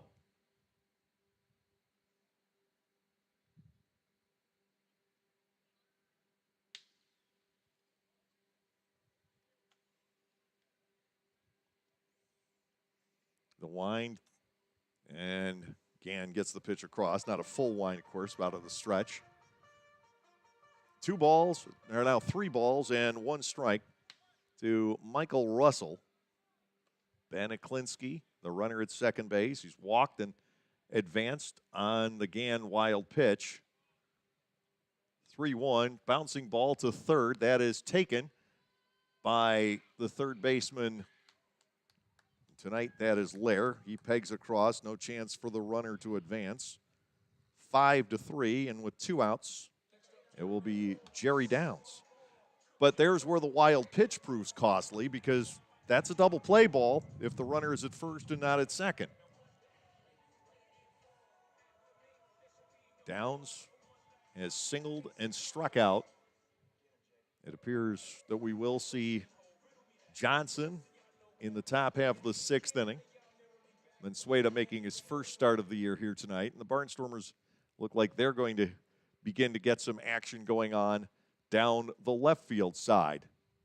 But I need a telescope to be able to tell you who it is. From way over here above the Rockers bullpen, where I have my perch here at Truist Point. Gann delivers, breaking ball missing. Jerry Downs at a ball and no strikes. Columbia born, by that I mean the country, not Maryland or Missouri. Grew up in Miami. Drafted by Boston. Gann is in the dirt with the next. Shaver tried to deke Aklinski into taking off for third. That actually worked once tonight. It's 2-0 on Downs. Aklinski out in the second inning. It cost High Point a run and maybe more. You never know. He took off for third on a ball that actually came back toward the mound off of Shaver. They ruled it a pickoff, but not really. There's a called strike. Not in the traditional sense anyway, but what else do you call it in that situation? He was just out trying to advance on what he thought was a wild pitch. And the trouble was the runner ahead of him, in that case Michael Galino, had nowhere to go because he would have been trying to get home from third base, and there was no chance. The ball was right in front of the plate. Upstairs, Downs batting 3-1, first base open. Quincy Lattimore on deck. 3-0 Rockers. We're in the bottom half of the fifth inning from Truist Point on what is once again turning into somewhat of a breezy night here.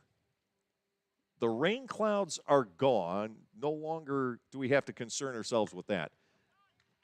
Ground ball, second base. Mercedes is there. He'll feed Dugan, and Gann does a nice job stranding the runner at second base. It's no runs in the inning on no hits with no errors. One man is left on base.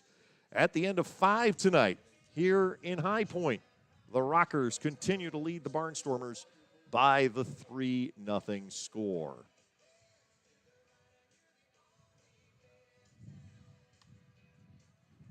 Localflavor.com, local flavor. Localflavor.com, local flavor.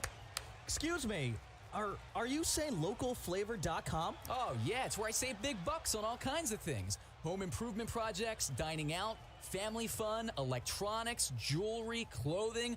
I even bought my wife a fancy spa package for half price. Half price?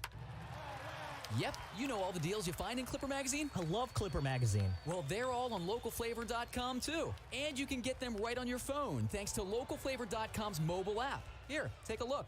Well, this app is amazing. Look at all these restaurants, amusement parks, car washes, fitness centers. This is worth sharing about. Exactly. Localflavor.com online, the Local Flavor mobile app, and Clipper Magazine together. It's like a triple play. Do the cheer again. I'm in. Localflavor.com, local flavor. Come on, everybody! Localflavor.com, local flavor. Localflavor.com, local flavor.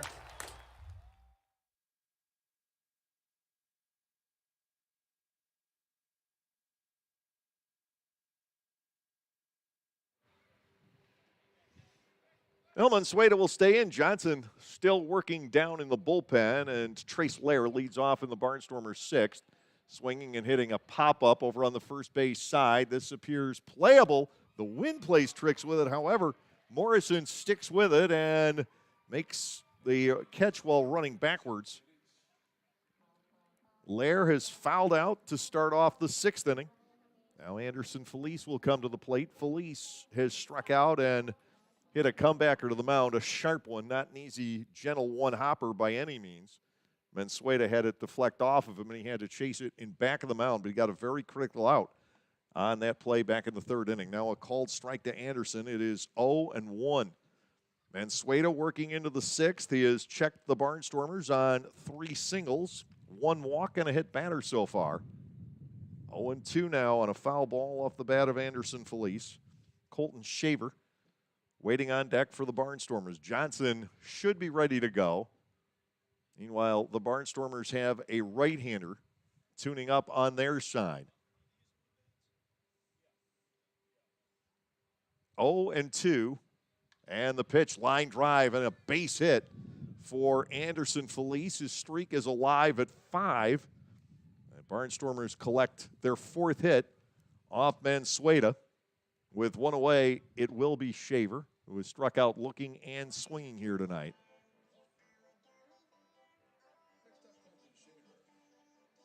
With Colton Shaver, you know there are going to be some strikeouts. You just have to look at his career history to realize that. But it's what this guy does when he makes contact. He can light up the skies in any ballpark. 1 out, 1 on.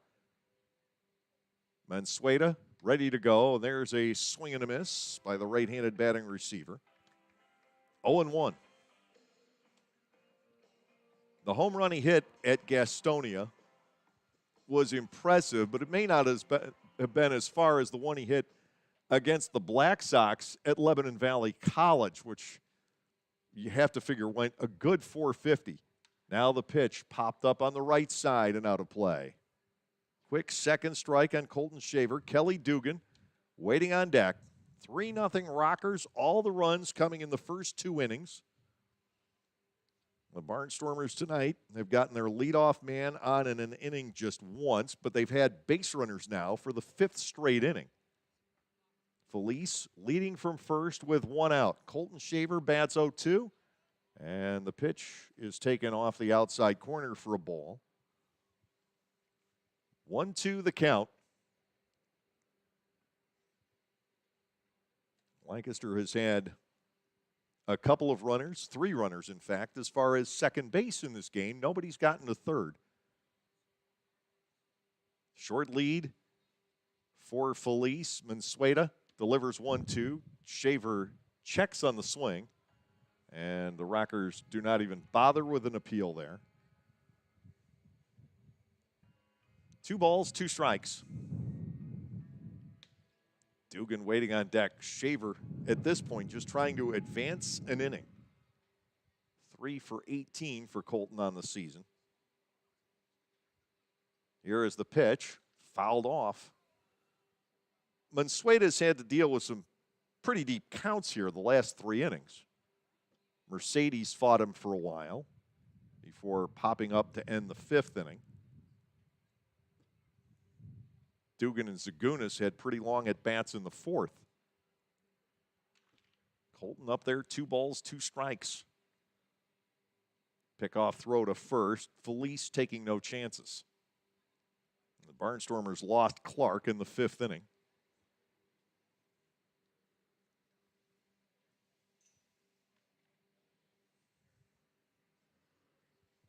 Two to Colton Shaver. High, and that came off his helmet. Didn't phase him at all, and it deflected all the way to the top of the screen behind home plate. Barnstormers have their second batter hit, and now we've got a mound visit. This is Jamie Keefe with the tying run due up in the person of Kelly Dugan. Joe Johnson will be coming in. This is all for the starter, Jason Mansueto. And with the pitching change in progress, we'll send you back to the mythical studios. There is a weekend in July where the baseball world revolves around a village in upstate New York. Baseball Hall of Fame induction weekend in Cooperstown is an unforgettable experience full of family-friendly activities and priceless moments. Make your plans today for July 22nd through 25th for the induction of Bud Fowler, Gil Hodges, Jim Cott, Minnie Minoso, Tony Oliva, Buck O'Neill, and David Ortiz as the class of 2022. Visit baseballhall.org today for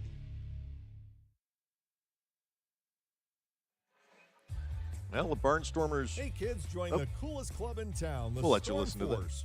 The Storm Force is presented by the Lancaster Barnstormers and Commonwealth Charter Academy. For only $25, kids under 12 get an entire summer of Barnstormers fun with 12 game tickets, a t-shirt and bag, the chance to go first when kids run the bases, exclusive activities, and coupons from Dutch Wonderland, Chocolate World, and more. Don't miss out on all the fun. Go to LancasterBarnstormers.com and sign up.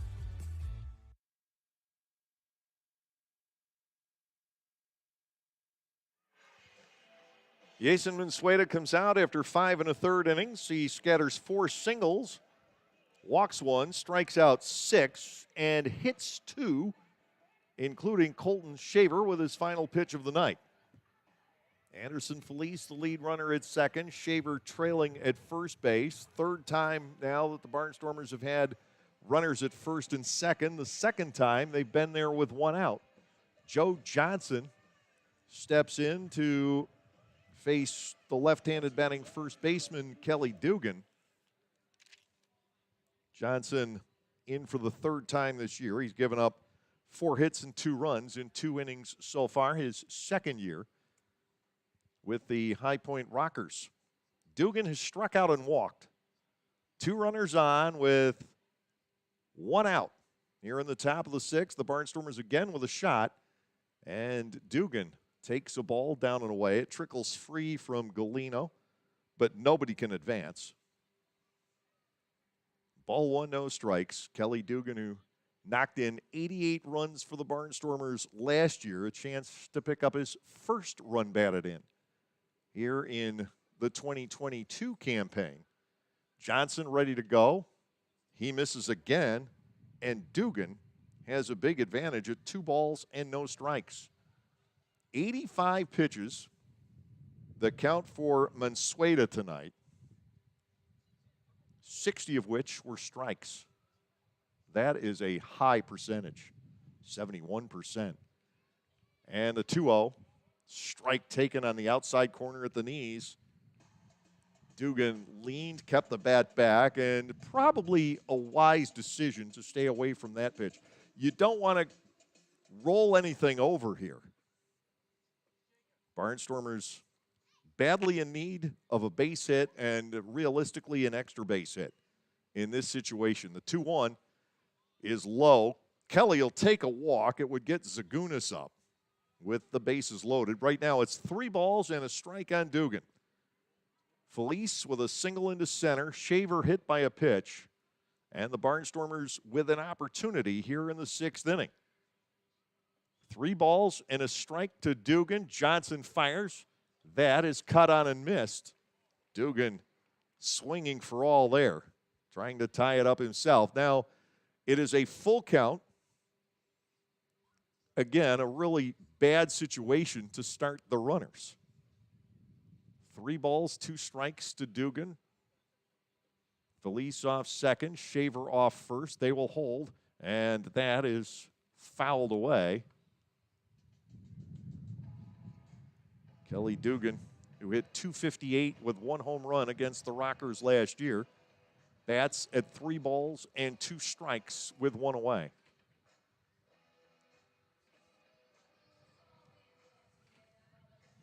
Talk about how well High Point and Wild Health pitched against one another. The team ERA for the Rockers as of the moment on this season is 2.13. They're hitting only .215. Here is the pitch. Dugan takes ball 4. His 2nd walk of the night. The bases are loaded now for Mark Zagunis, who has reached on a throwing error and been hit by a pitch. Out from Mound Visit is Michael Galino, and this, I believe, will count as a timeout for the High Point Rockers. Mark Zagunis, without an RBI so far this year, but he's got every chance for one now. Meanwhile, more action will get underway in the High Point bullpen. Bryce Hensley who was one of the quartet that struck out 10 in a row the other night, will start to tune up. It's a Zagunis a ball. And the Barnstormers are in a position where they can begin to salivate here in the 6th inning. Lair popped up in foul ground to start the inning, but 3 in a row have reached. The bases are loaded, and Zagunis has a 1-ball, no-strike advantage against Joe Johnson. Here's the pitch. Zagunis with a swing and a fly ball out to center field. Retreating on that is Field. He'll make the catch. The runners from second and third tag easily. Zagunis with the sac fly. The Barnstormers are on the board. Felice coming home. Shaver moves to third. Dugan stays at first base. And now Andretti Cordero will try to get the Barnstormers even closer. Cordero 1 for 2 tonight. That's the first plate appearance the Barnstormers have had with the bases loaded, believe it or not. 2 outs with men at the corners. It's 3-1 now. And the pitch knocked down by Galeno. Ball 1 to Andretti. 7 out of 17 for Cordero on the year. Club's leading hitter at .412. Trying to do some damage here in the 6th inning. Shaver up the line from third. Dugan is off first. It is a ball and nothing from Johnson. Into the motion, the pitch, and Cordero lines one out toward center field. Coming on for it, though, is Field to make the catch. And the Barnstormers get a run, but we're looking for more out of the 6th inning. 1 run, 1 hit with no errors, 2 men stranded. We're through 5.5 tonight here at Truist Point. It is now High Point 3 and Lancaster 1.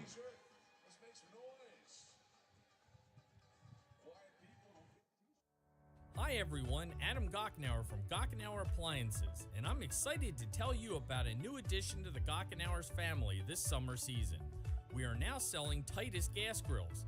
Titus Gas Grills gives you a high quality, all stainless steel grill at an affordable price, and the best thing is you can assemble it yourself in just 5 minutes. That's right, 5 minutes. Stop by to see this great grill now and mention this ad to receive a free gas grill cover with your Titus Grill purchase. Gochenauers in East Petersburg.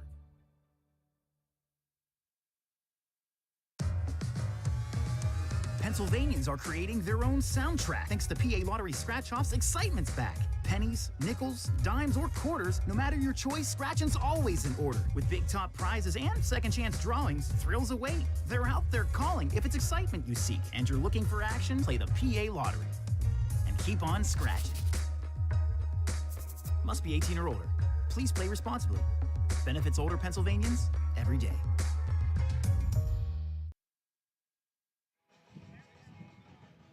Cameron Gann has one of those fair to middling performances tonight. 5 hits, 3 runs in 5 innings with 3 walks and 3 strikeouts. Doesn't make it to a quality start, but in the long run, he's kept his team in the ball game. And now it will be Niall Ball taking over. And I was told that Ball would back up Gann here tonight by pitching coach Mark Johnson. Niall from Decatur, Georgia, was 3-6 as a Barnstormer a year ago. He would have started a ball game by now, but in his 1 inning in the spring training schedule, pitched against Southern Maryland, he had the first game against the Blue Crabs. His hamstring felt a little bit tight, and it took some time to respond. So Ball was missed the first time through the rotation. The Barnstormers going back to Cam Gann for the second time to start tonight. Niall is now ticketed to go on Saturday against the York Revolution. Brent Teller will pitch the home opener for the Barnstormers on Friday. And then the rotation will spin back to Gann for Sunday afternoon. Niall comes into a 3-1 game. High Point with a run in the first, 2 in the second. Gann shut them down over the next 3 innings. The Barnstormers finally reaching the scoreboard on the sacrifice fly by Zagunis in the top half of this inning, but still unable to come up with that big hit tonight. The leadoff batter here against Ball in the 6th inning will be the left fielder Quincy Lattimore. Lattimore has gone 0 for 2 tonight, driving in a run with a ground out. Ball's first pitch is outside. It is ball 1 and no strikes. Game 2, 6:35 tomorrow night in this series. The Barnstormers with Dominic DeSabatino to start against a left-hander named Justin Nicolino. Niall is outside for ball 2. It's 2-0.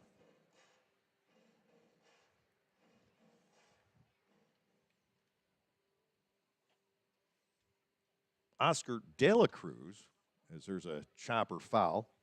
Oscar De La Cruz is due in tomorrow night. He will not be activated until Thursday. And that will give the Barnstormers a very imbalanced roster of 11 position players and 16 pitchers. Most clubs like to go 13 one way and 14 the other. Ball away from the outside corner. He trails Lattimore here, 3-1 to start off the 6th inning. And we'll see if Ross Peoples makes any roster adjustments here in the next couple of weeks. 3 balls, 1 strike. Ball will deliver. That is cut on and missed. Filling things out at 3-2. Niall Ball, the very affable right-hander from Georgia. Pitched in the American Association back in 2019 and then got into real estate. 3-2, that is fouled away. And wasn't going to play again, but got recommended to the Barnstormers by some young sabermetricians working for the Barnstormers staff last year. He got a call from Ross, and about the same time he was getting the itch to see what he could do, and he joined the Barnstormers, had certainly a decent second half. A 4.63 ERA in the Atlantic League last year was gold. Here is the 3-2 offering, and that is strike 3 called on the inside corner to Quincy Lattimore. You can hear Levante Palmer from all the way down here in the hinterlands. He is that loud with his 3rd strike calls. 1 out, and Logan Morrison comes in 0 for 2 on fly balls here tonight. High Point 3, Lancaster 1, bottom of the 6th inning from Truist Point. Lovely ballpark, built for 2019, and Morrison has a pitch, looked like it went behind him. It is ball 1-0. Xander Wheel, the 3rd baseman, waits on deck. Gann unable to retire him tonight.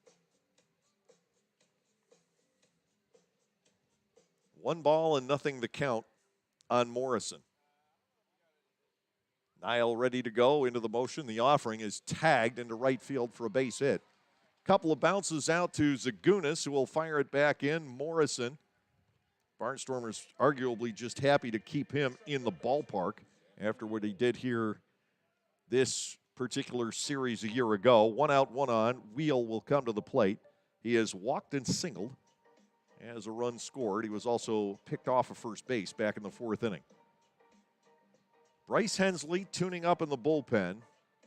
He is free to come in to start the 7th. The Barnstormers with Clark, Hoover, and Mercedes scheduled. And it looks like they'll be facing the lefty.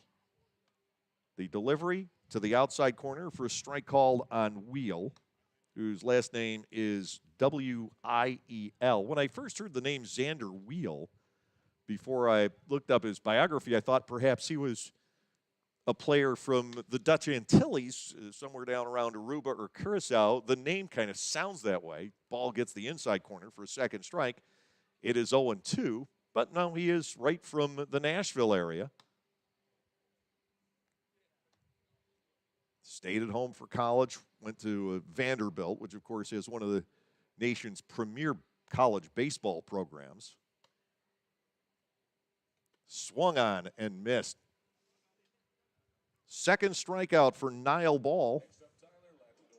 And Tyler Ledendorf will come in at 0 for 2. Hensley tuning up.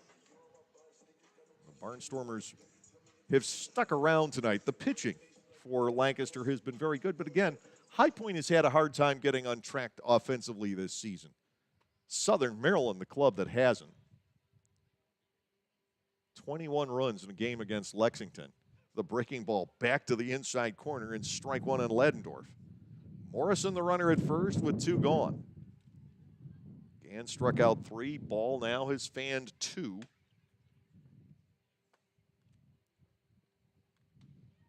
Ground ball along the line at third, pulled foul. Lair gives up on that, and a second strike to Ledendorf. I ran into Trace Lair, believe it or not, at the concession stand here tonight. Anya Holmberg, the trainer, up there as well, when I went to cash in my meal voucher for the second of what will be about 60, and actually the third because I had one at FanFest, second on this road trip, chicken tenders baskets. Fouled along the first base line, 0-2. I am very limited in what I can consume in a baseball stadium.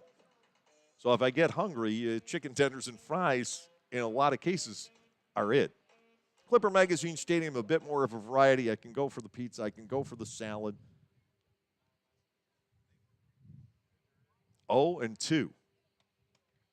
Up and away for a ball. 1 ball and 2 strikes. York very often has the front office catered, and I'm welcome to go in and take some of that. Long Island has the press box catered. Swung on and missed. Down goes Ledendorf, and Niall Ball, in his first inning of the regular season, gives up a base hit but strikes out the side otherwise. 1 hit, 1 left, and at the end of 6 here at Truist Point, still 3-1 Rockers. Localflavor.com, local flavor. Localflavor.com, local flavor. Excuse me, are you saying localflavor.com? Oh, yeah, it's where I save big bucks on all kinds of things. Home improvement projects, dining out, family fun, electronics, jewelry, clothing. I even bought my wife a fancy spa package for half price. Half price?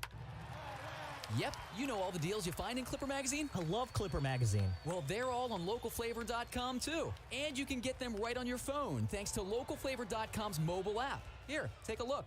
Well, this app is amazing. Look at all these restaurants, amusement parks, car washes, fitness centers. This is worth sharing about. Exactly. Localflavor.com online, the Local Flavor mobile app, and Clipper Magazine together. It's like a triple play. Do the cheer again. I'm in. Localflavor.com, local flavor. Come on, everybody! Localflavor.com, local flavor. Localflavor.com, local flavor.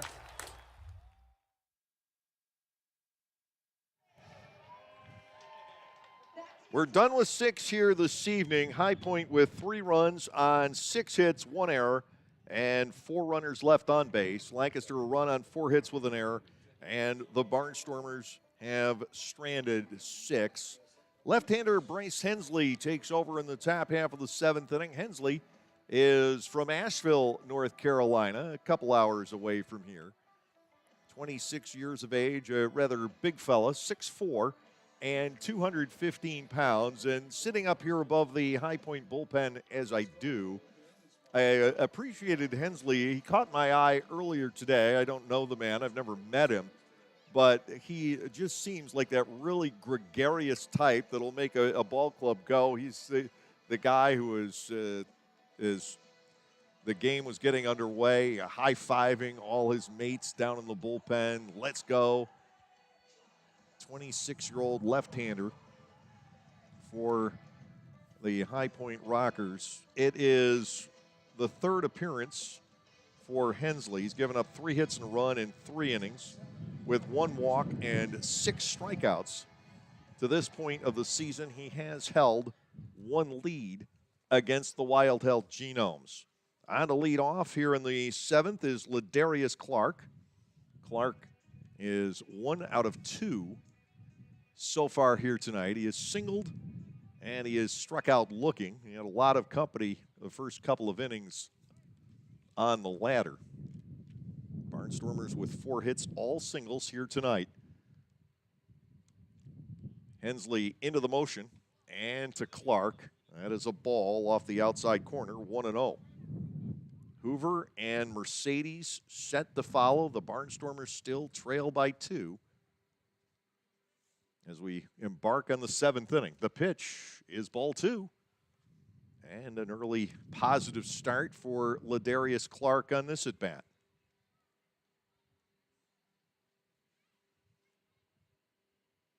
Third baseman Wheel forced to play up a bit against Ladarius, who's got the great speed. And instead, ground ball and Wheel able to get there and throw out Ladarius. That was not an easy play from where Wheel had started. He had to really extend going to his left to take that ground ball off the bat of Ladarius Clark. 1 away, bringing on Jake Hoover. Jake 0 for 2 tonight. Hensley played at North Carolina Greensboro, which is only 15 or 20 miles away from here. It takes a little bit longer to get between the two cities. Drafted by Kansas City in the 22nd round. Smash and 1 hop to the second baseman, Russell.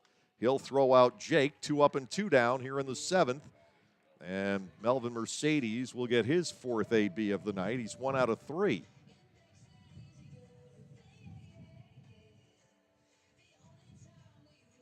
Hensley got to Double-A briefly in the Kansas City system, but he got his taste of Lexington before the rest of us did in this league, because he played in the South Atlantic League there back in 19 with the Royals. First pitch strike in on Melvin. It's 0-1. 2 outs, nobody on here in the 7th. The Barnstormers are down by 2, and just 7 outs remain to the Lancaster offense here tonight. 0-1. The pitch missing Mercedes as he spins. Ball 1, strike 1. Hensley last year largely a starter for the Rockers. He was 6-9. 6.07 ERA. Those figures were high all the way around last year. Foul ball back, 1-2. He threw 109 2/3 innings and allowed 146 hits. He walked 34, struck out 55.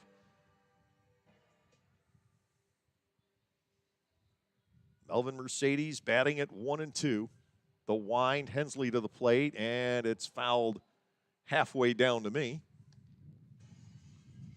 Still 1 ball and 2 strikes. Back in 19, I had an opportunity to sit and call a game from behind home plate here, and a ball was hit that would have been right at me on this location. Mercedes, fly ball out to right, but this is easy pickings for Aklinski, back in a bit to his left. The Barnstormers are retired in order here in the top half of the 7th inning. We've reached the stretch here in North Carolina, still 3-1 High Point.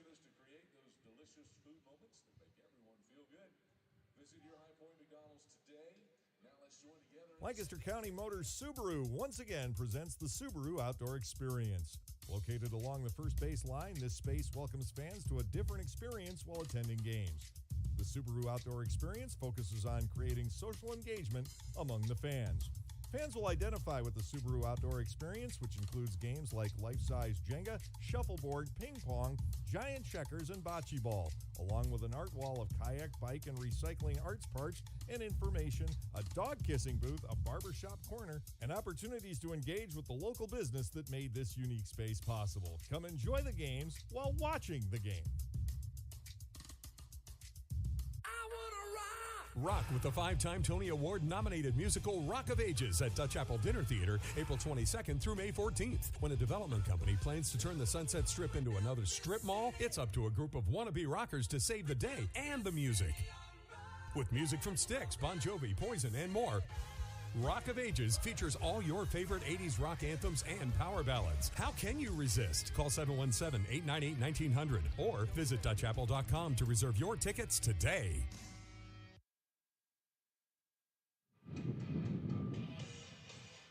Right-hander Ryan Dull begins to warm up in the High Point bullpen. It appears we'll see him for the 8th inning. Meanwhile, Niall Ball is still on the hill for the Barnstormers. He gave up a base hit and struck out 3 in the bottom half of the 6th inning. He'll encounter the catcher Mike Galino as we start off the home 7th. Galino 0 for 1 with a walk and a run scored so far this evening.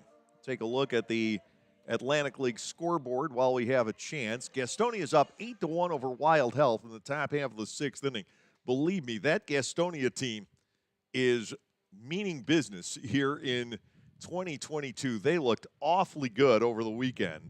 Ball high and outside to Galino, 1-0.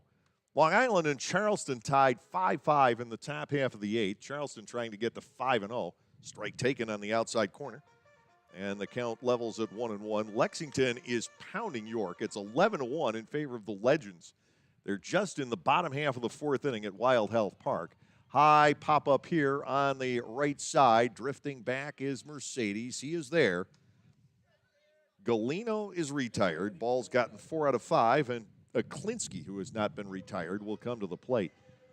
And, of course, here it's 3-1. High Point over Lancaster. Southern Maryland, we mentioned this earlier, backed up its home opener. The weather forecast was not terribly promising in Waldorf today and tonight, but if what came through here was what hit Waldorf, then they were better than they thought they were going to be. Called strike in on Aklinski. It's 0-1, but they will back up their home opener and start the series against the Staten Island Ferry Hawks tomorrow.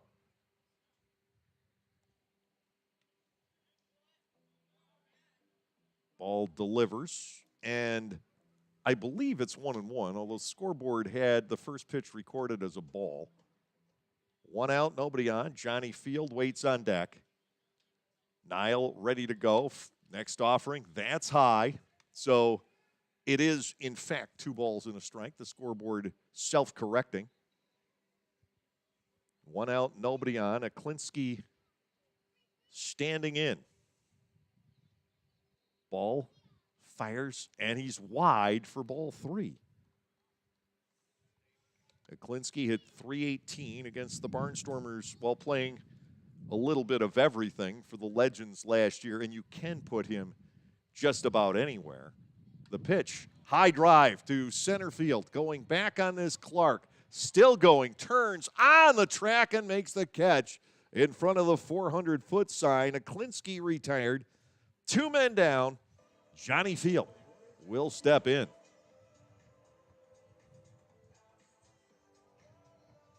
Ben Aklinski, who hit 28 home runs for the Legends last year, driving that ball straight away. It got a little bit of push from the wind, which is blowing primarily straight out to right here tonight, but not far enough, and Clark able to retreat and make the catch. Strike called on the ball breaking pitch. 0-1 to Field. 2 outs, nobody on. Bottom 7. Rockers with the 2-run lead. Barnstormers pitching is shut down. High Point now for 5 innings since the last run scored. That pitch stayed inside, and it's 1-1. Last run scoring with 2 outs back in the 2nd, and 5 innings have transpired since then. But the Rockers with 1 in the 1st and 2 in the 2nd to take the lead, and the Barnstormers just have not been able to catch up. Outside, ball 2, 2-1.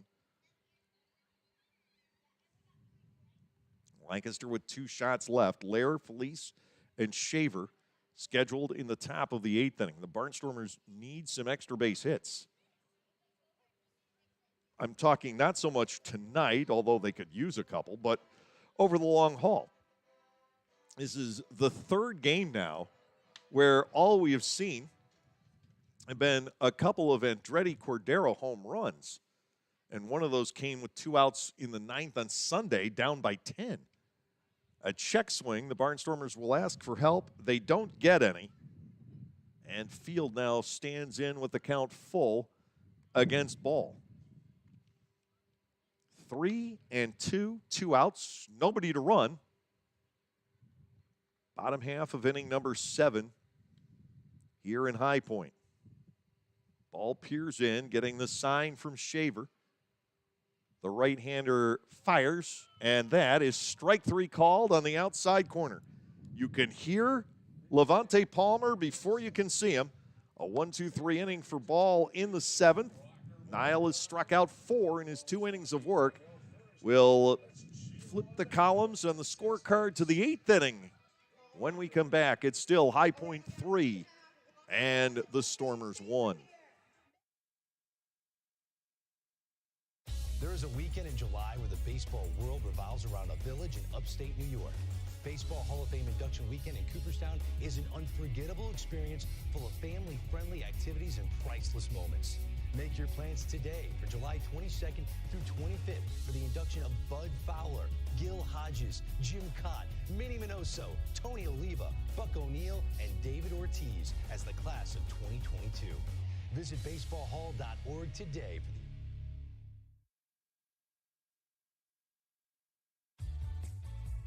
Hey kids, join the coolest club in town, the Storm Force. The Storm Force is presented by the Lancaster Barnstormers and Commonwealth Charter Academy. For only $25, kids under 12 get an entire summer of Barnstormers fun with 12 game tickets, a t-shirt and bag, the chance to go first when kids run the bases, exclusive activities, and coupons from Dutch Wonderland, Chocolate World, and more. Don't miss out on all the fun. Go to LancasterBarnstormers.com and sign up.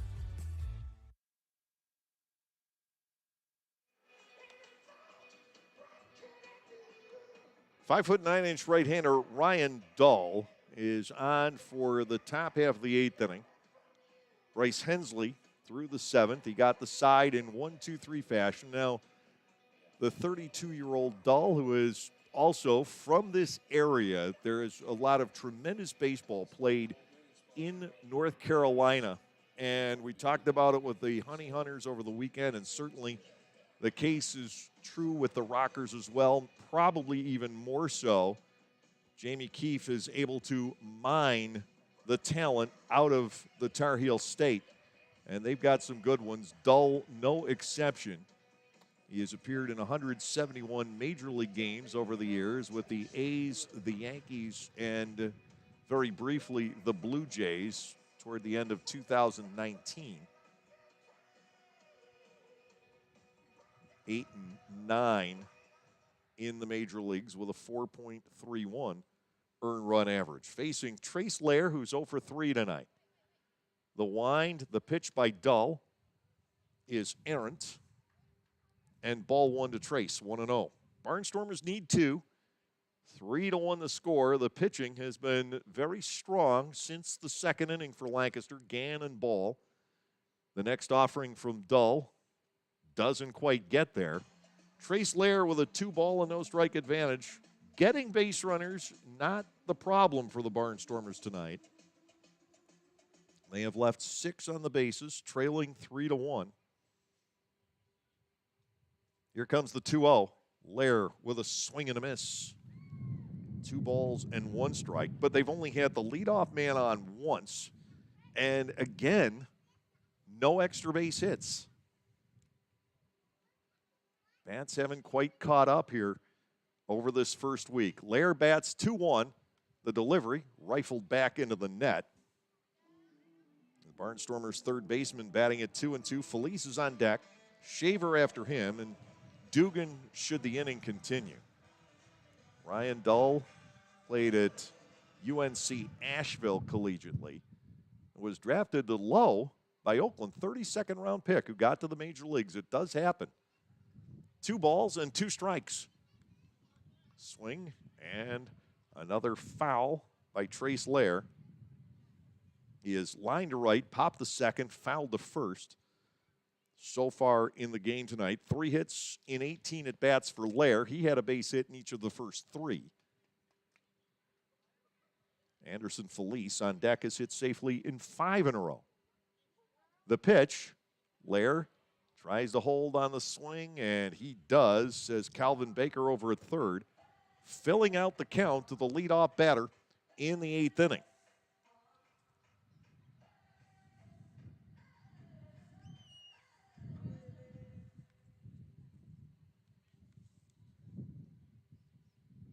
defense laying back against the leadoff hitter here. 3-2 pitch. A swing and another foul ball back into the net. Lair doesn't seem to be off by terribly much here. And we will stay at 3 balls and 2 strikes. This is the 3rd appearance for Dull this year. He has faced 6 batters, striking out 5 to this point. Last year he was 1-1 in 16 appearances for the Rockers and a 2.87 ERA. He has walked him. Ball 4 inside. Lair picking up the base on balls, and that will get the tying run to the plate for the Barnstormers. Anderson Felice stepping in, 1 for 3 tonight, and Anderson, who has gone 1 out of 4 games in a row prior to this one, needs to improve upon that in the circumstances here. Trace Lair, the base runner. The Barnstormers drawing their now 3rd walk of the night. Felice, a line drive, base hit into right field. Klinsky gathers it in on a couple of bounces. Lair taking the turn and going all the way to 3rd. And the Barnstormers are in business here in the 8th inning with runners at the corners, nobody out. And Colton Shaver stepping in. The tying run's on for Lancaster, nobody out in the 8th. As Dull, who had been all but perfect in his first couple of appearances this season, finds trouble in the 8th inning. Shaver digging in. He has struck out twice, been hit by a pitch. Looking to do some harm to the Rockers now. Swung on, and there's a line drive and a base hit into left field. Parking at second will be Felice as Lair comes home. Shaver drives in a run, and now the Barnstormers have the tying run at second, the go-ahead run at first, and Kelly Dugan stepping in. As April the 26th turns out not to be Ryan Dull's night. The Barnstormers catching up here on the top of the 8th. They still need to do more. Dugan stands in. He's walked twice, struck out once. Shaver the runner at first. Felice the lead man at second. And the offering to Dugan is tagged toward right center field. That is in. That is in the gap. And going all the way to the wall. Felice will score easily. Shaver stops at 3rd. Dugan ties it up with an RBI double. And still nobody out in the 8th inning. There's the extra base hit the Barnstormers have needed. 4 in a row have reached base to start the 8th inning. Lancaster with runners at second and third for Mark Zagunis, who officially tonight is 0 for 1. He's reached on a throwing error. He has been hit by a pitch, and he has a sacrifice fly. So Frank Viola is going to visit the mound as Dull finds trouble in the 8th inning. And it will be right-hander Jonathan Crawford beginning to throw down here in the Rockers bullpen. A walk to Lair. Felice with a solid single into right. Shaver wraps one into left on a line drive. And then Dugan plugs the alley in right center field. And the Barnstormers have tied things up here in the 8th inning. But more than that, they've got runners at second and third with nobody out. And Zagunis with every opportunity in the world to put the Barnstormers in the lead. The pitching has kept the Barnstormers in it after the club fell behind 3-0 in the first couple of innings. And now the offense comes to life in the 8th. Dull to Zagunis and a strike taken on the inside corner. Mark was spinning out of the way. Zagunis, Cordero, and then Clark. The 3 guys with the opportunity to put the Barnstormers in front here in the 8th inning. Shaver and Dugan picking up an RBI each to Zagunis. A ball outside and low. It is 1-1 as Crawford, the right-hander from Stuart, Florida, tunes up quickly. 1 ball, 1 strike to Mark Zagunis. The infielders are up half the way. And Mark with a bouncing ball to third. This is going to get a run home as Wheel has to play it to his left. He fires across, getting Zagunis, but Mark, without a base hit tonight, picks up his second RBI. And the Barnstormers take a lead of 4-3 with Shaver staying at second base. And Andretti Cordero stepping in. Andretti tonight is 1 for 3. 3 runs here in the 8th for the Barnstormers. The offense springing into action, and now Lancaster will look to protect a 1-run lead. Here's the offering, and a strike to the outside corner on Andretti. It is 0-1, a 1-run lead for now. Lancaster very interested in picking up Cordero and providing a little bit of a cushion. Or picking up Dugan, rather, with Cordero. 1 strike the count. Cordero swings and misses and finds himself trailing 0-2. Ladarius Clark waiting on deck. Zagunis didn't hit the ball well, but Ross saw the trajectory. With Wheel having to go to his left, it made the throw home virtually impossible. And he was easily able to turn Colton Shaver loose on the play. Bounder foul. Cordero remains in with 2 strikes in the count. Getting cooler with the wind blowing out to right here at Truist Point. Opening road trip of the season, and the Barnstormers now with the opportunity to pick up their 2nd victory. Dugan leading off second. He's there with 2 outs. Cordero batting 0-2, and that is swung on and missed. That is the 2nd out. Dull starts to bounce back. Now it's up. Now that, I guess, was fouled off. Ladarius Clark still on deck, so Cordero up there at no balls and 2 strikes. I thought he had started to walk off, but not the case. And the pitch in the dirt and breaking free. Dugan will get the 3rd on the wild one. 1-2 on Cordero with 1 out, and now a fly ball can make it 5-3. Clark still waiting in the on-deck circle. As I say, it's not always easy to pick up whether the ball comes off the bat or not from this far out.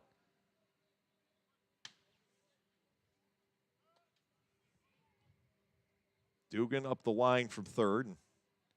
Time breaks for a moment. Dull off to the back of the pitching slab.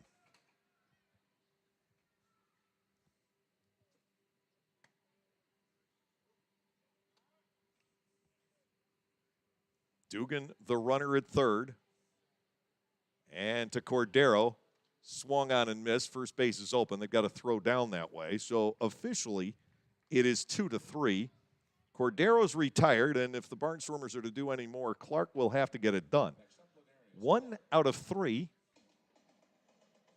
Clark with a leadoff base hit back in the 5th inning. The Barnstormers now 7 hits tonight and 4 runs, both matching the Sunday totals, but in an entirely different manner.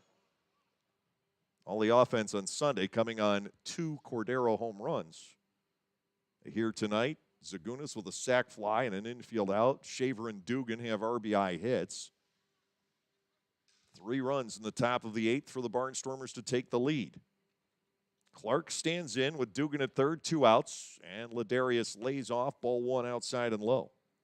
Jake Hoover, the shortstop, scheduled to bat next.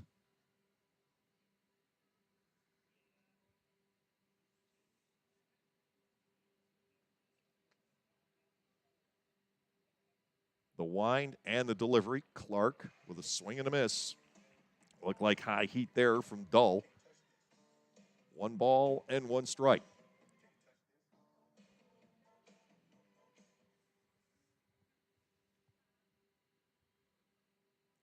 Michael Russell always starts deep and then creeps in from second base, way inside. The advantage to Clark at 2-1.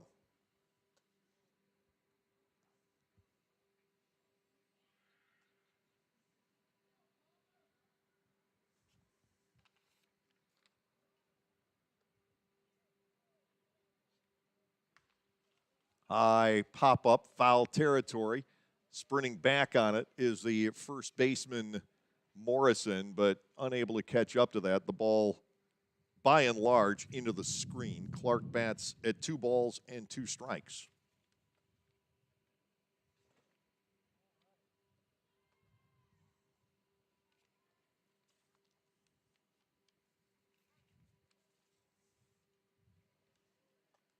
Peering in and ready to go is Dull. Dugan up the line from third. The pitch. Clark swings and he misses. So the inning is over, but it's a big inning for the Barnstormers. Before Dull can get into rhythm, Lancaster strikes for 3 runs on 3 hits, no errors. Dugan left at third. Now we settle to the bottom half of the 8th inning. The Barnstormers leading by the score 4-3.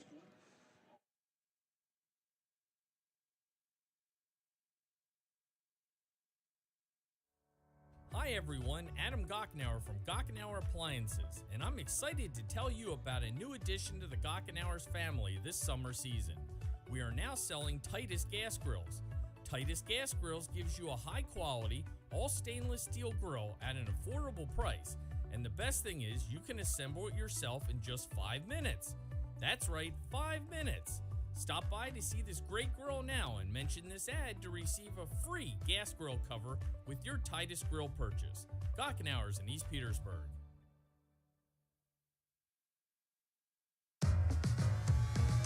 Pennsylvanians are creating their own soundtrack. Thanks to PA Lottery Scratch-Offs, excitement's back. Pennies, nickels, dimes, or quarters, no matter your choice, scratching's always in order. With big top prizes and second chance drawings, thrills await. They're out there calling if it's excitement you seek and you're looking for action, play the PA Lottery. And keep on scratching. Must be 18 or older. Please play responsibly. Benefits older Pennsylvanians every day.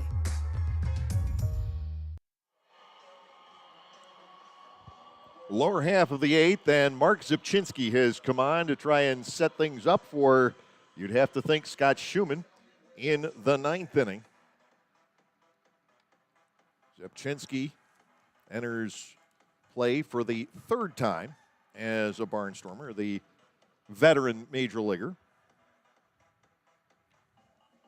Most recently with the Cleveland Indians back in 18. Has worked 2 innings. He's given up 1 hit. Is walked 1, hit a batter, and struck out 4 in his 2 innings of work. He gets to face Michael Russell, then Jerry Downs and Quincy Lattimore. In the bottom of inning 8, the Barnstormers owning a 1-run lead now at 4-3. Kelly Dugan tying the game with an RBI double to right center, and then the go-ahead RBI on a Mark Zagunas grounder to third before Ryan Dull struck out the next 2. Zipchinski to the plate. He's low and outside. Ball 1 to Michael Russell. Russell is 0 for 3 so far tonight.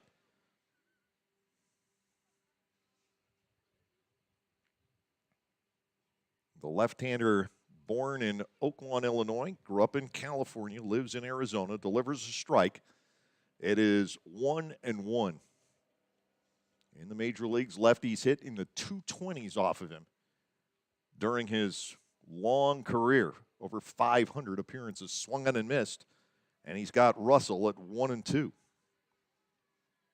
Niall Ball in position to get the win here tonight. We're 2 innings, retired 6 of 7, giving up 1 hit, striking out 4. Gann out of the picture, swung on, just fouled by Russell. He'll stay in with a count of 1 ball and 2 strikes. Lancaster will have Hoover, Mercedes, and Lair, scheduled in the top of the 9th inning. Zipchinski trying to hold on to things here to Russell, 1-2. That is bounced and knocked down by Shaver. 2 balls and 2 strikes.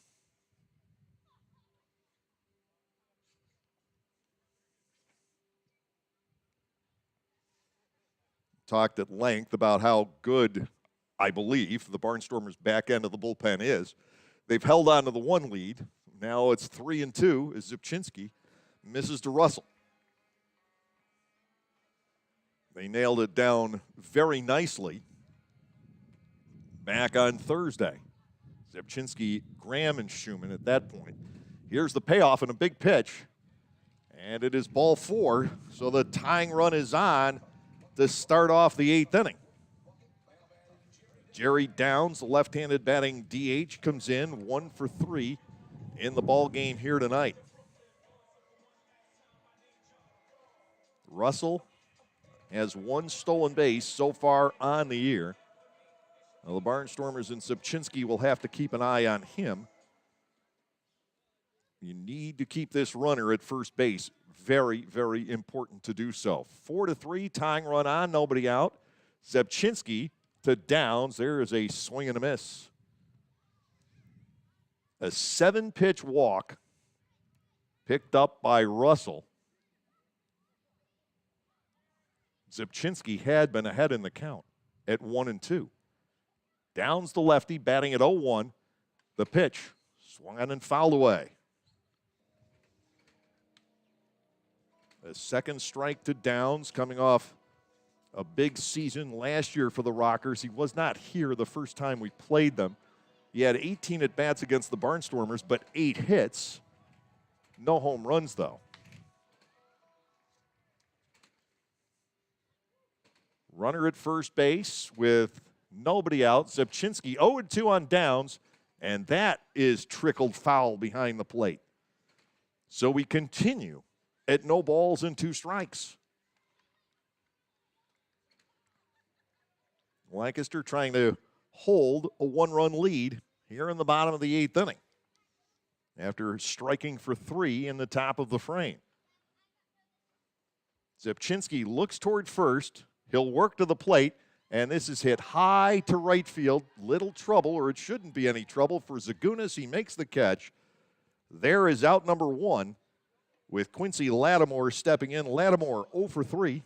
He drove in a run with a ground ball back in the first inning. Jonathan Crawford continuing to warm up here in the right field bullpen for the High Point Rockers. And the Barnstormers have right-handed action in their bullpen as well. Zipchinski, by league rule, has to face Lattimore, and I'm sure he would stay in to face the left-handed batting Morrison. But if the inning's still alive, Ross could make the switch. A ball is outside, 1-0 on Lattimore. Russell represents the tying run at first with 1 man out here in the lower half of the 8th inning. That sound you may be picking up in the background is a collection of metal teeter-totters, and they have about 20 of them stacked up along the first base side here. Ball 2, it's 2-0, and they come down with a crash for the youngsters here at the ballpark tonight. 2-0 is ball 3. Zipchinski having trouble throwing strikes to the right-handed hitters. He's walked Russell. He's 3-0 on Lattimore. And some trouble, some concern. Not a dire situation yet. Here in the bottom of the 8th inning with the Barnstormers leading by 1. Zipchinski misses with that one as well. It's ball 4, and now the tying run moves to second. The go-ahead run is on at first, and that is walk number 5 given up by the Barnstormers here tonight. We're going to have a mound visit by Mark Johnson with a right-hander getting ready. Now you're going to leave Zipchinski in to face Morrison. But after that, unless you get a double play here, the Barnstormers can make the change. Walks to the 2 right-handed batters this inning. Now, not only is Crawford warming up in the bullpen, but you've got another right-hander, that being Chasen Bradford, throwing as well. And one has to believe that Bradford is the closer on this team. And that's why he's getting ready with the tying and lead runs on.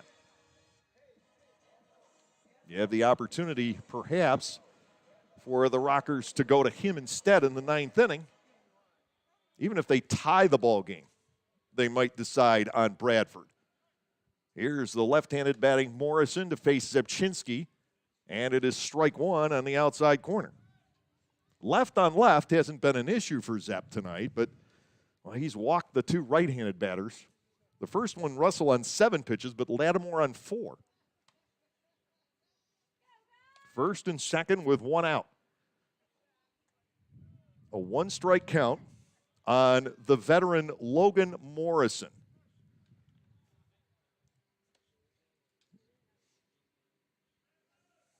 Zipchinski will fire, and that is strike 2.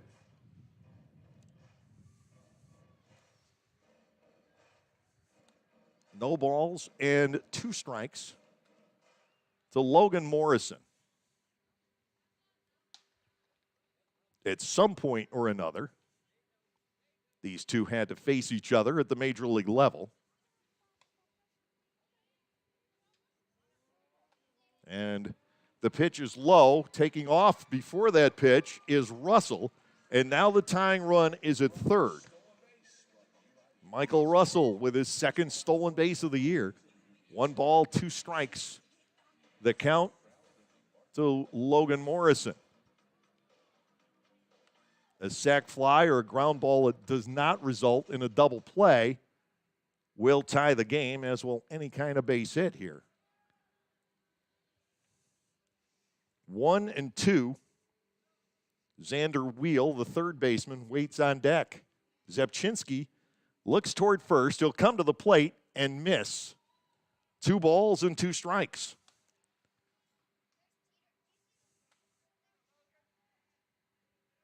Well, I can tell you this. Morrison never homered off Zepchinski in the major leagues, but both have been around. Morrison's biggest year in 17 with the Rays, he hit 38 home runs. First and third, 2 balls, 2 strikes. Zepchinski ready, he'll fire, and there's a ground ball slowly hit. Digging it out is Mercedes, but he's got to go to first with it, and the ball game is tied. Morrison drives in the run with the 4-3 ground out. A little more steam on it, and a chance for a double play, but Mercedes looked at second and was, I don't have a shot. Let's keep this game tied. Here is Ross Peoples coming out to the mound. Quincy Lattimore at second with 2 outs. Zepchinski giving up 2 walks and eventually a run. And with the Barnstormers making the change, we'll go back to the Mythical Studios with the game tied at 4. Localflavor.com, local flavor. Localflavor.com, local flavor. Excuse me, are you saying localflavor.com? Oh, yeah, it's where I save big bucks on all kinds of things. Home improvement projects, dining out, family fun, electronics, jewelry, clothing. I even bought my wife a fancy spa package for half price. Half price? Yep, you know all the deals you find in Clipper Magazine. I love Clipper Magazine. Well, they're all on localflavor.com too. And you can get them right on your phone thanks to localflavor.com's mobile app. Here, take a look. Well, this app is amazing. Look at all these restaurants, amusement parks, car washes, fitness centers. This is worth sharing about. Exactly. Localflavor.com online, the Local Flavor mobile app, and Clipper Magazine together. It's like a triple play. Do the cheer again. I'm in. Localflavor.com, local flavor. Come on, everybody! Localflavor.com, local flavor. Localflavor.com, local flavor. Well, now it is up to Josh Graham to keep the ball game tied. He inherits Quincy Lattimore at second base, 2 outs, and third baseman Xander Wheel as the scheduled hitters. The Rockers, though, have some depth on the bench. They've got 3 position players available. Jared Mitchell is still here. I had not seen where he had re-signed for the year, so the 3 former D1 defensive backs from prominent college football programs all remain in the Atlantic League once more. Jake Skoll with Gastoni, of course, Devon Torrance, and Mitchell from Georgia, Ohio State, and LSU, respectively.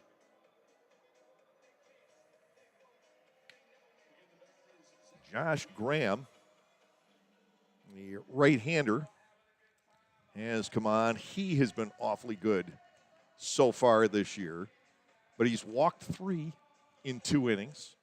Hasn't really been threatened with a run. He's allowed 1 hit.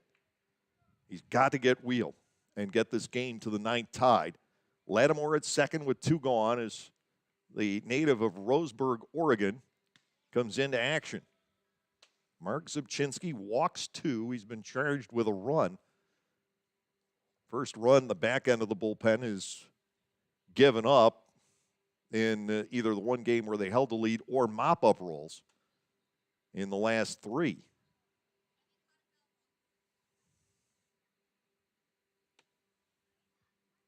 2 outs with the lead run in scoring position. Wheel tonight is 1 for 2 with a walk and a run scored. Graham working out of the stretch. He'll deliver, and this ball is hit high in the air to center field. Graham on one pitch gets it done as Clark is there to latch onto the fly ball. The inning is over, but the game is tied. A run, no hits, with no errors. 1 runner left on base. We'll go to the 9th. Hooper, Mercedes, and Lair scheduled for the Lancaster Barnstormers with the score. The Barnstormers 4 and the High Point Rockers 4. It's no longer about answering the most emails or pulling the most all-nighters. It's about prioritizing what's most important. Hey, Lexus, give me directions to Eagles Peak Hiking Trail. Calculating route. That's why the Lexus NX has an interface engineered to understand you and an available 14-inch touchscreen that's simpler and more intuitive. The Lexus NX. See Bobby Rahal Lexus in Mechanicsburg or Lancaster County. Availability and accuracy of navigation system depends on many factors. Data charges may apply. For the youth of our area, the Barnstormers are offering a wide variety of camps throughout the summer to teach everyone some tips on baseball and softball. Camps are offered to kids as young as 4 and as old as 12. Some even involve the parents.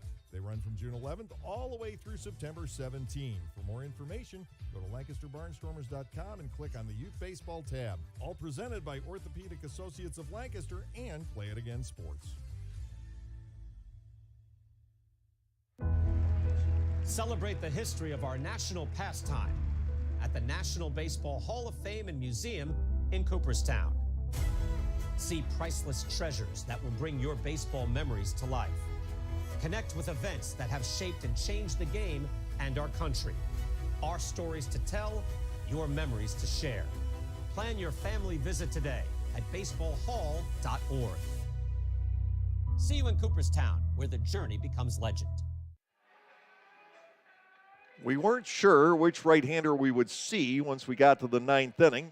Figured it would be Bradford with a lead, but in the tie ball game, they have gone to Jonathan Crawford, a 30-year-old from Stuart, Florida, who pitched in the Cincinnati Reds organization, and prior to that, the University of Florida in Gainesville. Marlins took him in the 42nd round way back in 2010. And later on, he was drafted by the Detroit Tigers in 2013. And at some point, he crossed paths with Mark Johnson.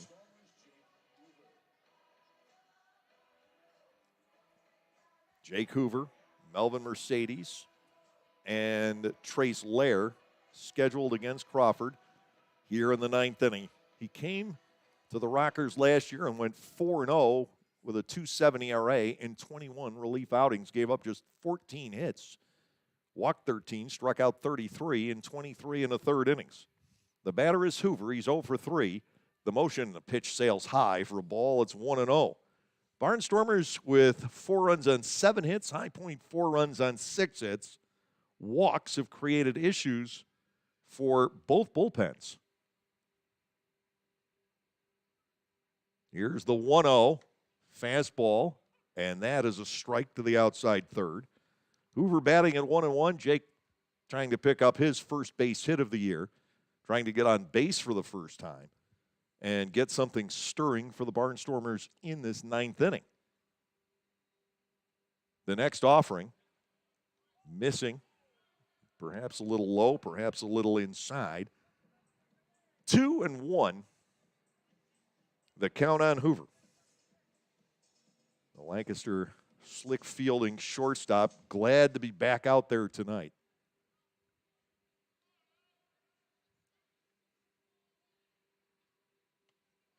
Upstairs, and a 3-1 count.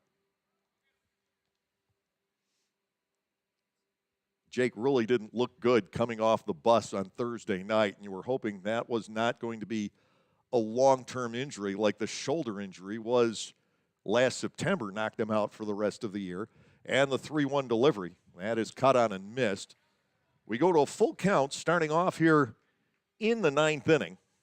Lancaster and High Point squared at 4. The Barnstormers with 3 in the top of the 8th to take the lead, and then a run off a couple of walks, a stolen base, and a ground ball, drawing the Rockers even in the bottom of the inning. Payoff pitch to Hoover. Jake fouls it away and maintains the suspense starting off this 9th inning. Very light crowd here in High Point on this Tuesday night with some rain earlier in the day, a little bit of rain earlier tonight.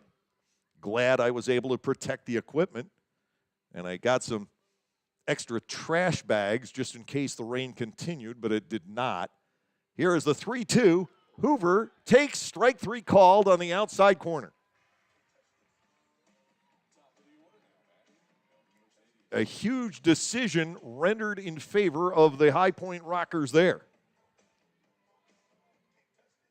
That is a total of 9 strikeouts now for Rockers pitching in the ball game tonight. And that is the 5th on a called 3rd strike. Mercedes, the batter, he's 1 for 4. Lair waiting on deck for the Lancaster Barnstormers. Here's the wind, the pitch by Crawford. He is up and away, and ball 1 on Mercedes. 3rd appearance for Crawford this year. He's given up 1 hit, 1 run, walked 2, struck out 4 in 2 innings prior to tonight. Mercedes awaiting the pitch, and a strike recorded. It is 1-1. Lancaster grabbed the lead last inning, but could not extend it, and that ended up being crucial.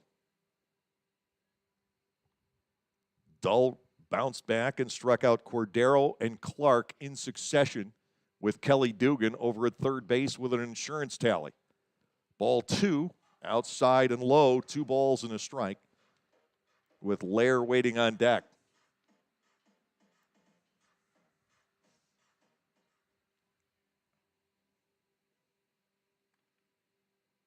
The right-hander ready to go. Crawford brings it home. Mercedes slices one out toward left center field, but in place is Field to make the catch. That's out number 2, leaving the top of the 9th to Lair, Ledendorf, Galino, and Aklinski, all right-handed batters scheduled for the bottom of the 9th inning. And knowing Ross Peoples' history, he likes to go to Schumann even in tie ball game in the 9th. But I don't know if that's going to be the case here. I don't see anybody.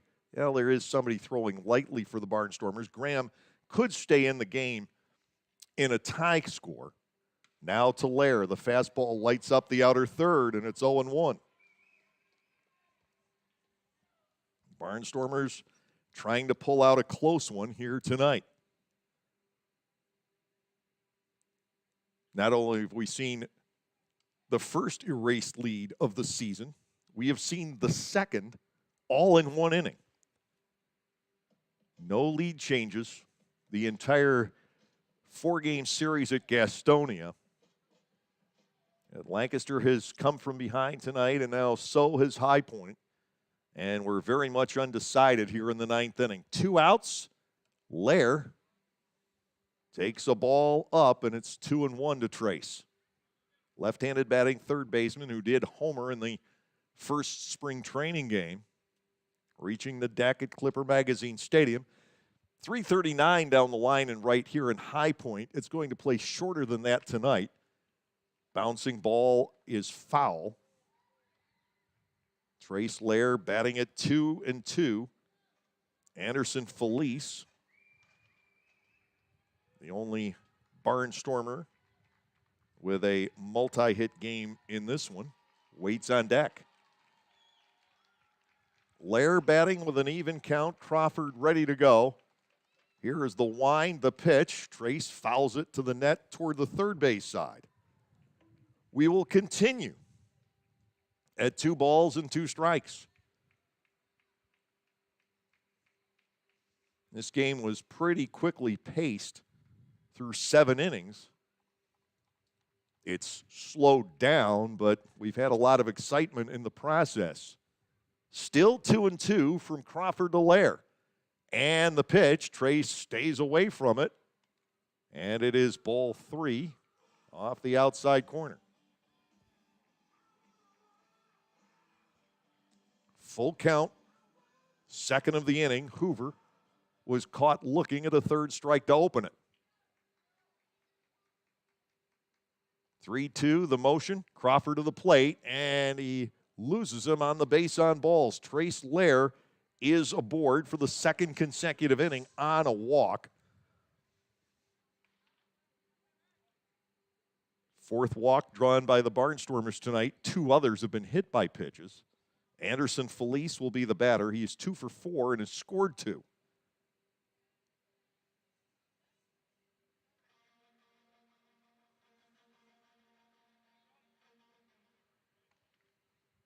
Tie ball game, lead run at first base, but 2 outs in the inning. There's plenty of work still to do.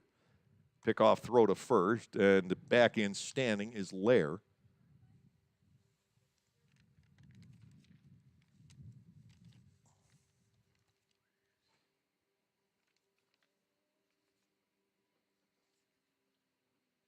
And it sails high.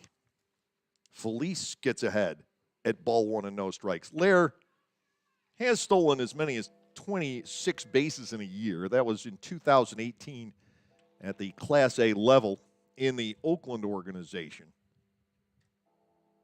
Swiped 10 more in 19. Never really got going last year. Only a couple of stolen bases for him all the way around. Mound Visit, very quick mound visit to talk things over here. Anderson Felice, the batter, with 2 outs. And Trace Lair, the runner at first base. Throw to first. Lair this time forced to dive back in. The Barnstormers lost Clark back in the 5th inning after he had led off with a single. He was picked off. The set, Lair bluffs, doesn't go, and that is a full swing and a miss by Anderson Felice. Colton Shaver, the on-deck hitter for the Barnstormers. 1 ball, 2 strikes to Felice. Lancaster battling to pull this one out and avoid the 4th straight defeat. Here's the pitch, and it is inside and low. Felice is alive at 2-2. The last 3 half innings have each produced more than 20 pitches. As I said, the game has noticeably slowed down here. 2-2. Here is the pitch, and Felice alive with a foul ball straight back.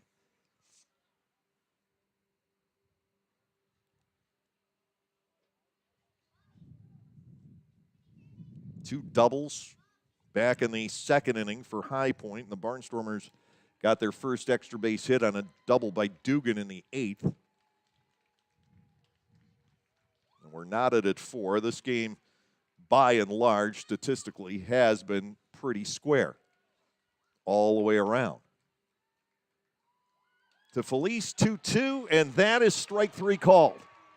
Another called 3rd strike in this ball game. And this one freezes the Barnstormers in the top of the 9th, and now they'll have to play to get it to extra innings in the bottom half of the frame. We're through 8.5 here in High Point. It is tied at 4.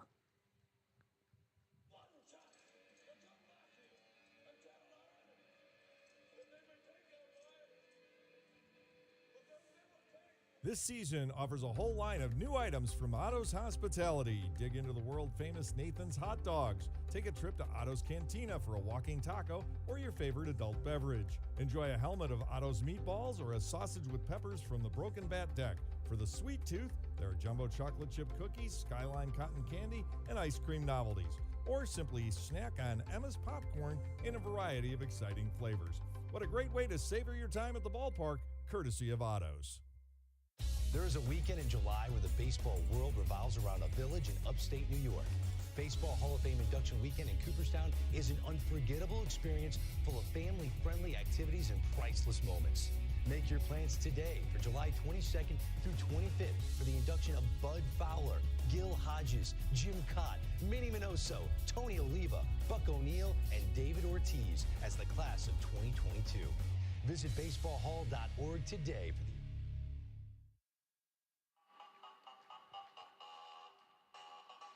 Josh Graham remains on the hill as we go to the bottom of the ninth inning. Scott Schumann will be saved for the possibility of a 10th inning.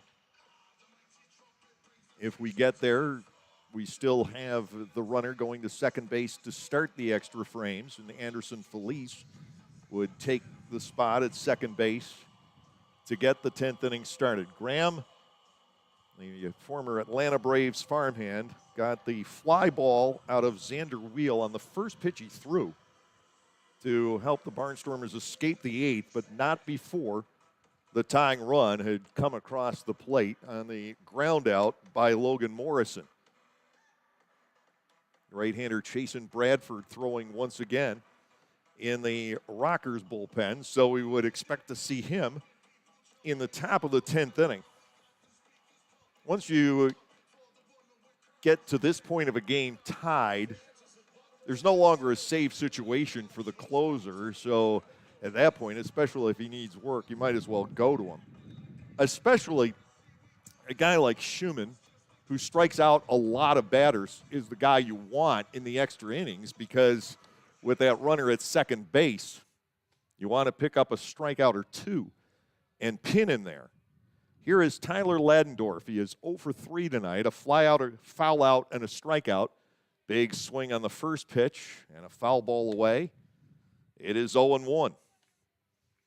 Graham, the fourth Barnstormer pitcher of the night.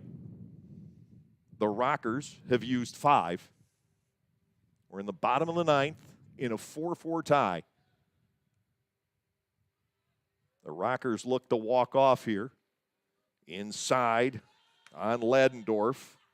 1 ball and 1 strike the count. Crawford and Graham have become the pitchers of record with the tie ball game here in the ninth. And the offering slapped past third and foul, giving Graham the advantage at 1-2. Galino and Aklinski to follow, all right-handed batters. And the Barnstormers likely to stick to the right side of the bullpen for the remainder of the game. Tommy Shirley, the long guy, and Zipchinski are the only 2 lefties out there. And the pitch, driven out toward left center field, hit well. Retreating, though, is Clark as it hangs. Ladarius there to make the catch. Ladendorf comes up well short. 1 out, and the batter is Galino. The catcher 0 for 2 with a walk after his torrid 5 for 6 start to the season. Graham keeping Clark busy out in center. Ladarius has the 2 putouts behind the stocky right-hander from Oregon. Working with his road roommate, Colton Shaver, as his battery mate. Slider for a strike to the outside corner. 0-1 on Galino. It would be Shaver, Dugan, and Zagunis up in the 10th inning, with Felice taking his spot at second. If Graham can get us through here to Galino, this one misses. He's free to run, but he doesn't. We haven't seen it happen yet. We're in game number 5. Ball 1 and strike 1. The count on the catcher, Michael Galino. He went to Pace University in New York City. 1-1. Graham will fire, and he misses high and inside for ball 2 with the always dangerous Ben Aklinski, some number 9 hitter, waiting on deck. He drove in 105 runs in this league, and Jamie Keefe has him batting 9th. Called second strike to the outer edge. It's 2-2. Well, last year, Aklinski, I believe, batted 9th some of the time for Lexington, and at other times they had Tillman Pugh as the number 9 batter, and he too had near MVP numbers. That was some batting order the Legends had last season. Here's a 2-2. He swings and misses. Down goes Galino, and if we are to get to extra innings, Graham now needs to get through Aklinski, who doubled in a run back in the second. Since then, he has walked and flied out. 1 for 2 in the ball game tonight. The strikeout of Galeno, the 8th strikeout, chalked up by Barnstormers pitching in the game. 2 outs, nobody on in this tie game, bottom of the 9th. Josh Graham facing his 4th batter of the night, and Aklinski takes a pitch outside and low. Ball 1, no strikes. Johnny Field, the center fielder, is the on-deck hitter if Aklinski reaches. Graham to the plate, and that's beaten foul. 1 ball, 1 strike on Aklinski. Gann, Ball, Zipchinski, and Graham for the Barnstormers in the game. Mansueta, Johnson, Hensley, Dull, and Crawford so far for High Point. The Barnstormers can run relievers out there the rest of the night if they want to.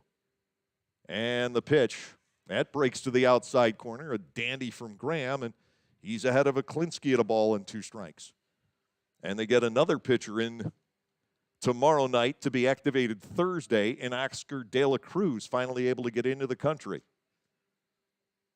And the Graham pitch. Aklinski with a swing and a miss at the fastball. Josh Graham retires the side in order in the bottom half of the 9th inning. Nothing across for the High Point Rockers.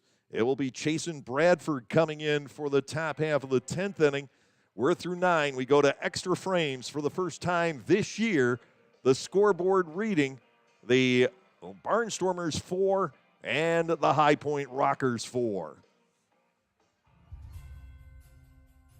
Being over 55 does not mean a ticket, it means 10 with the Silver Stormers Club presented by the Lancaster Barnstormers and Audiology Associates of Lancaster. Anyone 55 and over can enjoy baseball action at every Tuesday home game for only $50 on the season.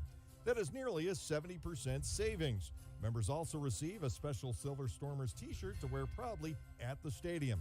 For more information or to sign up, go to LancasterBarnstormers.com and look in the season tickets section.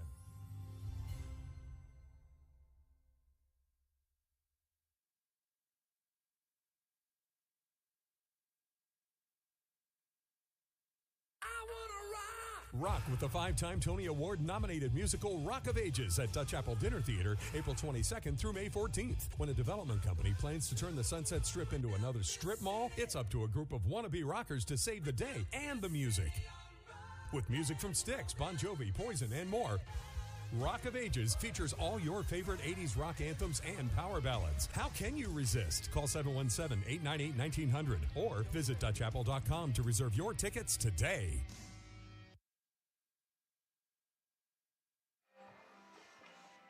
4 runs on 7 hits with an error, and the Barnstormers have left 8 men on base. For High Point, 4 runs, 6 hits, an error, and the Rockers have stranded 5. The 6th pitcher of the night for High Point has taken over. It is Chasen Bradford, a right-hander from Las Vegas, Nevada, 6'1", 225 pounds, 32 years of age.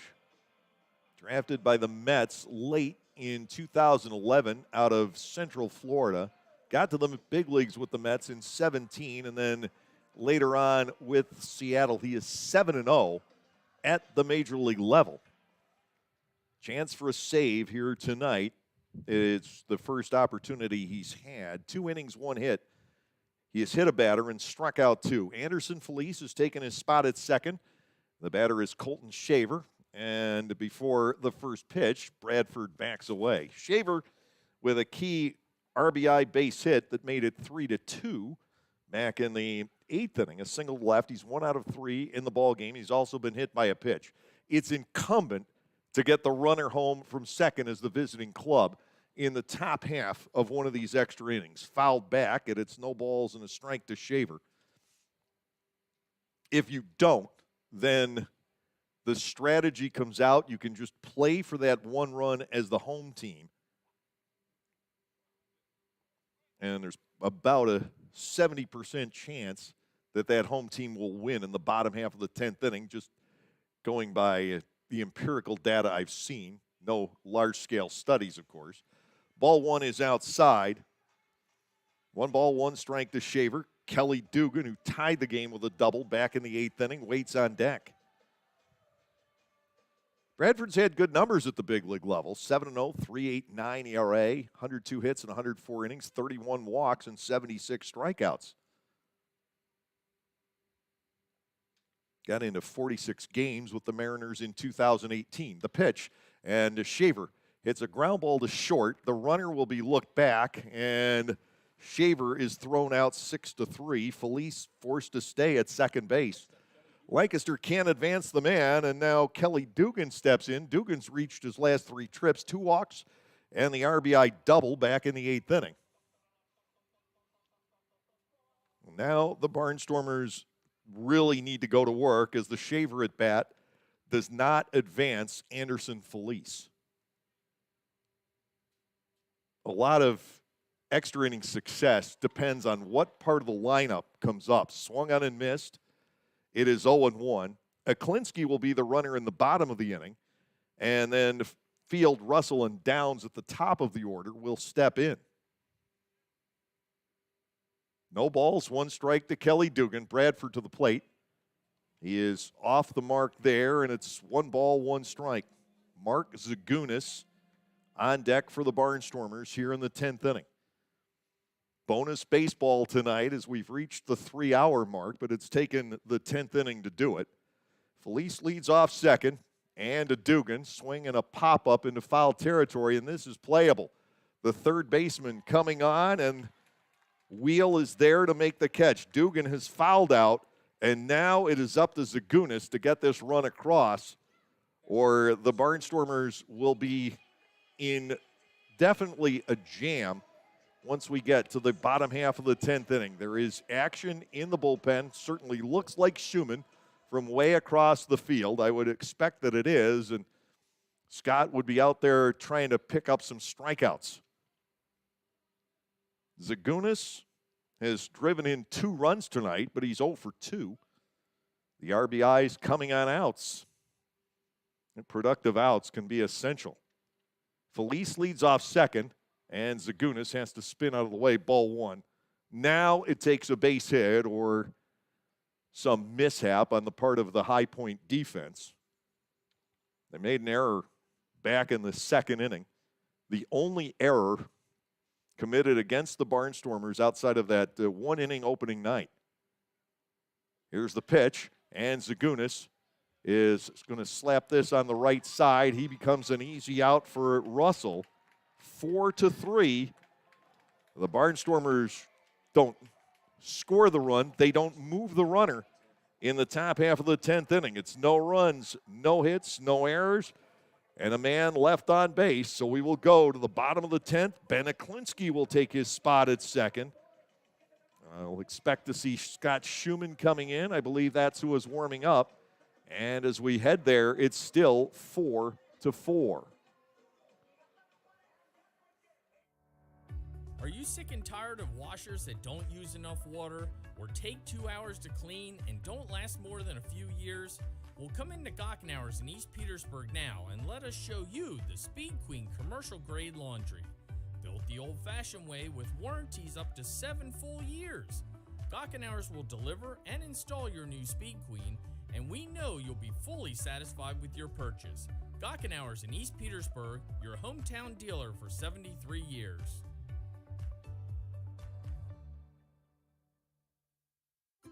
At Clipper Magazine Stadium, we have hot dogs and popcorn, peanuts, soda, and nachos. But what if, say, you are only 3 months old and mom wants to have a night out and watch the Barnstormers? Well, thanks to May Grant Obstetrics and Gynecology, the littlest of Stormer fans now have a place to go for dinner during the game. Tots can take mom to the Little Sluggers dugout behind Section 13 at the stadium for a comfortable private feeding experience. A brightly painted room with comfortable furniture and TVs tuned to the game, it is the perfect spot for baby and mom during a night at the ballpark.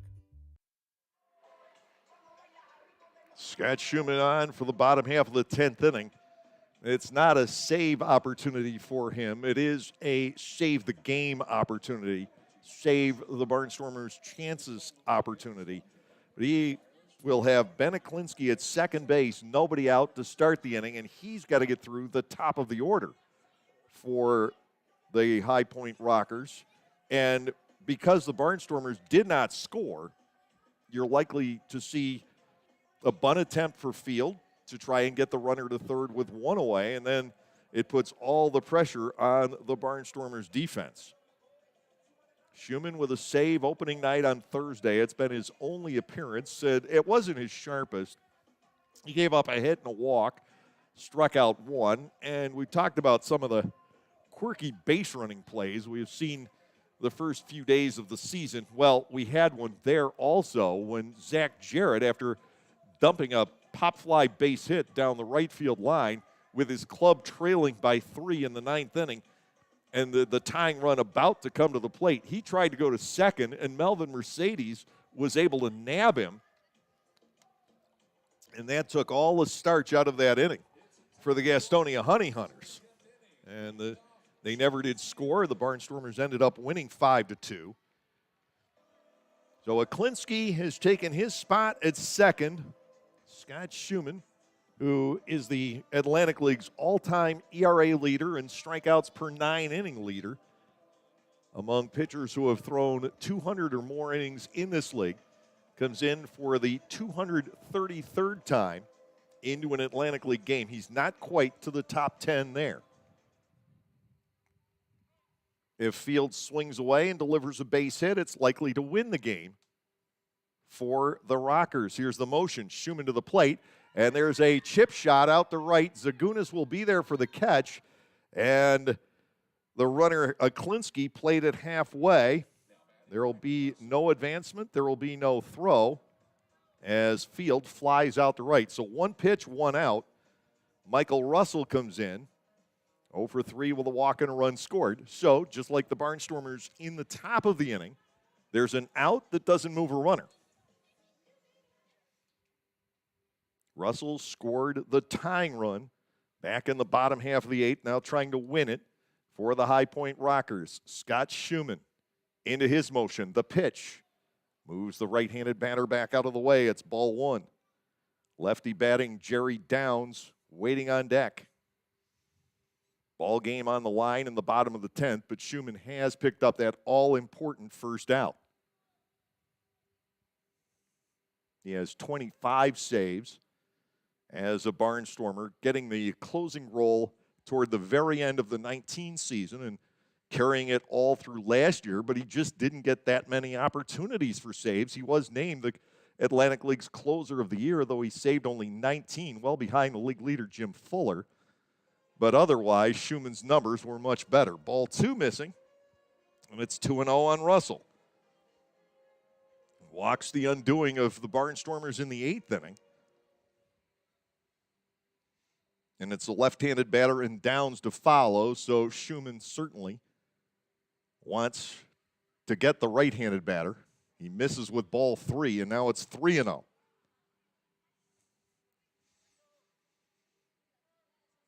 Right-handed batters have fits typically with Schumann. The left-handers have not a great time with him, but generally speaking, more success. 3-0. It's inside, ball 4. It fills in first base, setting up a double play, but you've got to deal with the left-handed batting Jerry Downs.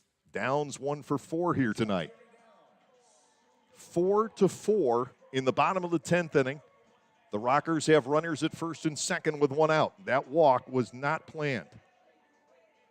But it does set up the possibility of a double play, so there is certainly a silver lining to the cloud of the walk. Schumann typically does not get a lot of ground balls. There's a swing and a miss. He's ahead of Downs at 0-1. Schumann 6'3", 205 pounds, from Valdosta, Georgia. Spends some of the time now during the offseason in the border area between New Jersey and Pennsylvania. Has some work in Jersey and some work in the Lehigh Valley. And then goes back to Valdosta. First and second with 1 out to the plate. And a swing and a miss again. He has Downs so far in check at no balls and 2 strikes. Winning run at second. a space filler in Russell over at first. 1 out in the bottom of the 10th inning. Zagunis would take second with Cordero, Clark, and Hoover up in the top of the 11th if Schumann can get his ball club there. Here's the motion, the pitch. That is swung on and missed, and Schumann puts away downs on 3 pitches. So he walks the right-handed batter, strikes out the left-handed batter. Quincy Lattimore will step in 0 for 3 with a walk and a run batted in tonight. Scott Schumann trying to get us to the 11th inning and get the Barnstormers another shot. 4 all. The Barnstormers taking the lead in the top of the 8th. High Point tying it in the bottom of the 8th. Schumann now to the plate, and that is cut on and missed by Lattimore. 4 straight swings and misses from Scott Schumann. Now Klinsky at second. High Point trying to get him home. Schumann trying to send the Rockers back to defense. Into the set, the pitch, fastball, that's strike 2. Schumann has wiggle room against Quincy Lattimore. 2 strikes in the count, 4 straight balls to Russell, 5 straight strikes to Downs and Lattimore. 0-2 as Scott Schumann tries to send us to the 11th inning. He gets the sign from Shaver. Right-hander from the set, 0-2, missing, and I believe with intent. Ball 1 and 2 strikes. He could not get Lattimore to chase the pitch. Ball 1 and 2 strikes. But still wiggle room. The left-handed longtime major leaguer Logan Morrison waits on deck. Here's the 1-2, swung on, lined out the left field, down for a base hit, and this is going to win it for the High Point Rockers. Quincy Lattimore, with a 1-2 count, lines a base hit into left. Anderson Felice had to take that on a couple of skips, and with 2 outs in the inning, Klinsky was coming the entire way. An RBI base hit for Lattimore, and now the Barnstormers' losing streak has reached 4 at the outset of this season. We'll be back to wrap things up here tonight. Our final score is in 10 innings, High Point 5, Lancaster 4. Localflavor.com, local flavor. Localflavor.com, local flavor. Excuse me, are you saying localflavor.com? Oh, yeah, it's where I save big bucks on all kinds of things. Home improvement projects, dining out, family fun, electronics, jewelry, clothing. I even bought my wife a fancy spa package for half price. Half price? Yep, you know all the deals you find in Clipper Magazine. I love Clipper Magazine. Well, they're all on localflavor.com too. And you can get them right on your phone thanks to localflavor.com's mobile app. Here, take a look. Well, this app is amazing. Look at all these restaurants, amusement parks, car washes, fitness centers. This is worth sharing about. Exactly. Localflavor.com online, the Local Flavor mobile app, and Clipper Magazine together. It's like a triple play. Do the cheer again. I'm in. Localflavor.com, local flavor. Come on, everybody! Localflavor.com, local flavor. Localflavor.com, local flavor.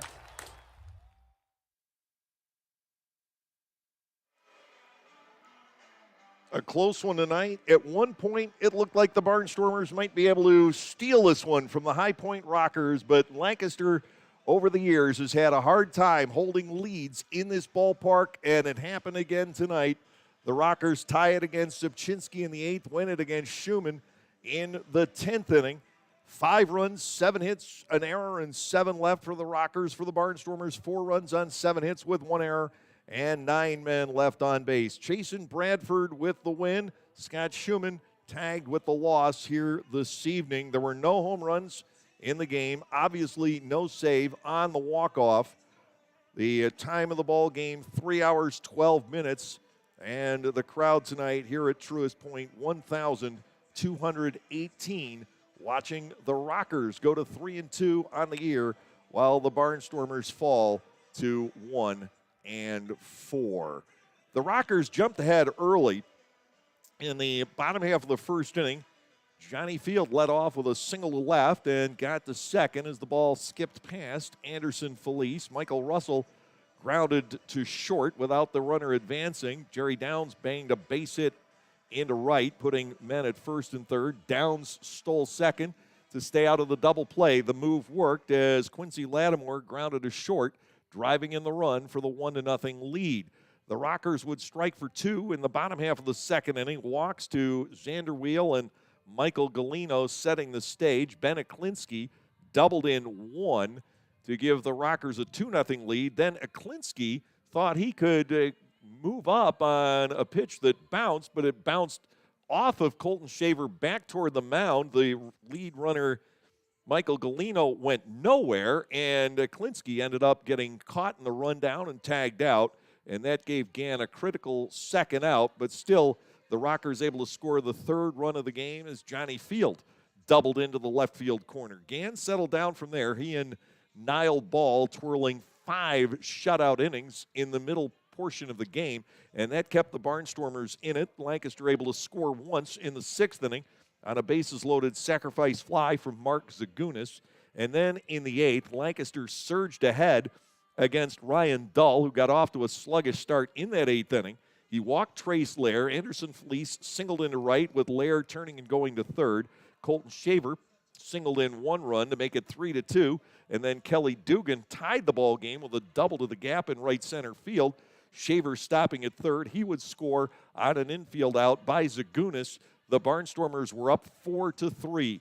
But Mark Zipchinski walked the 2 right-handed batters that he faced in the bottom of the 8th inning. And with the runners at first and second, Michael Russell stole third.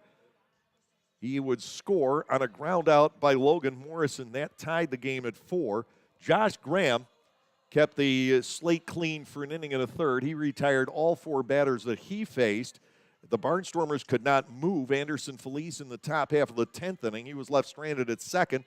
Scott Schumann, 1 strike from getting through the bottom of the 10th inning. Ben Aklinski starting at second base. Schumann picked up outs on a fly ball by Field and a strikeout of Downs around a walk to Michael Russell. He had Quincy Lattimore 0-2, wasted a pitch, and then Lattimore delivered the winning run with a single into left field. Hit it come up for Anderson Felice. There might have been a shot on Aklinski. Didn't look like it, but when the ball stayed low off the rug, there was absolutely no chance for Felice to come up firing. He didn't even bother with the throw. High Point winning tonight by the final score of 5-4. We'll take a look at what else is transpiring around the Atlantic League. A shorter schedule tonight with Staten Island and Southern Maryland getting the night off. Gastonia pounded Wild Health. The Honey Hunters win their 4th in a row with a 12-1 victory in the ballgame tonight. Sam Bordner actually got a save in that game, which tells me he went 3 innings. Long Island rallied to defeat Charleston 7-5, so the Ducks improved to 3-1. Lexington pounding York. It is 12-3 in the top half of the 9th inning. And the other game, of course, was ours. High Point winning here 5-4 in the first extra frame. On the Major League scoreboard, plenty of action on a Tuesday night around the big leagues. They're going to the bottom of the 9th in Pittsburgh. Milwaukee leading 11-7. San Diego up 9-6 over Cincinnati in the bottom of the 9th. And Seattle leads Tampa Bay 8-4 in the bottom of the 9th. Those 3 games have kept pace with each other all night long. At the end of 8 innings, the Phillies winning big 10-2 over Colorado. Miami 4-1 over Washington in the 8th inning. The New York Yankees lead the Baltimore Orioles 10-4. They're on the top of the 8th. Boston up 5-2 at Toronto through 7.5 innings. Kansas City 6, the White Sox nothing in the bottom of the 7th. They are done with a quick one in Atlanta. The Braves toppling the Chicago Cubs tonight behind Max Fried by the final score of 3-1. Minnesota 3-1 over Detroit through 7. The New York Mets, with that great pitching, leading the St. Louis Cardinals 2-0 in the top of the 6th. Houston leads Texas 4-1 in the 6th inning. They're in the top of the second at the Big A. Cleveland and the Angels no score. The Dodgers already have struck for 3 in the top half of the first inning in the desert at Arizona. They're still batting. Oakland and San Francisco, no score in the bottom of the first. Well, the Barnstormers certainly put on a great show here tonight, rallying from an early 3-run deficit to take the lead, only to let it get away, falling in 10 innings here tonight by the final score of 5-4. The Barnstormers now cannot come home with a winning record, but they can get back on the winning track before they head back to Clipper Magazine Stadium for the Friday opener against the York Revolution, rather. It will be for the Barnstormers tomorrow night. Dominic DeSabatino taking the hill. He's 0-1. Left-hander Justin Nicolino, no record for the Rockers. We'll have it again for you, beginning with the starting lineups at 6:30 tomorrow night. The play-by-play action will follow. Until then, for our presenting sponsor, Gockenauer Appliances of East Petersburg, for Ryan Cortazzo, our video producer, and all the cast and crew back at home at Clipper Magazine Stadium, scurrying to get ready for Friday night's home opener, I'm Dave Collins. Have a great evening, everyone, and we'll see you at the ballpark.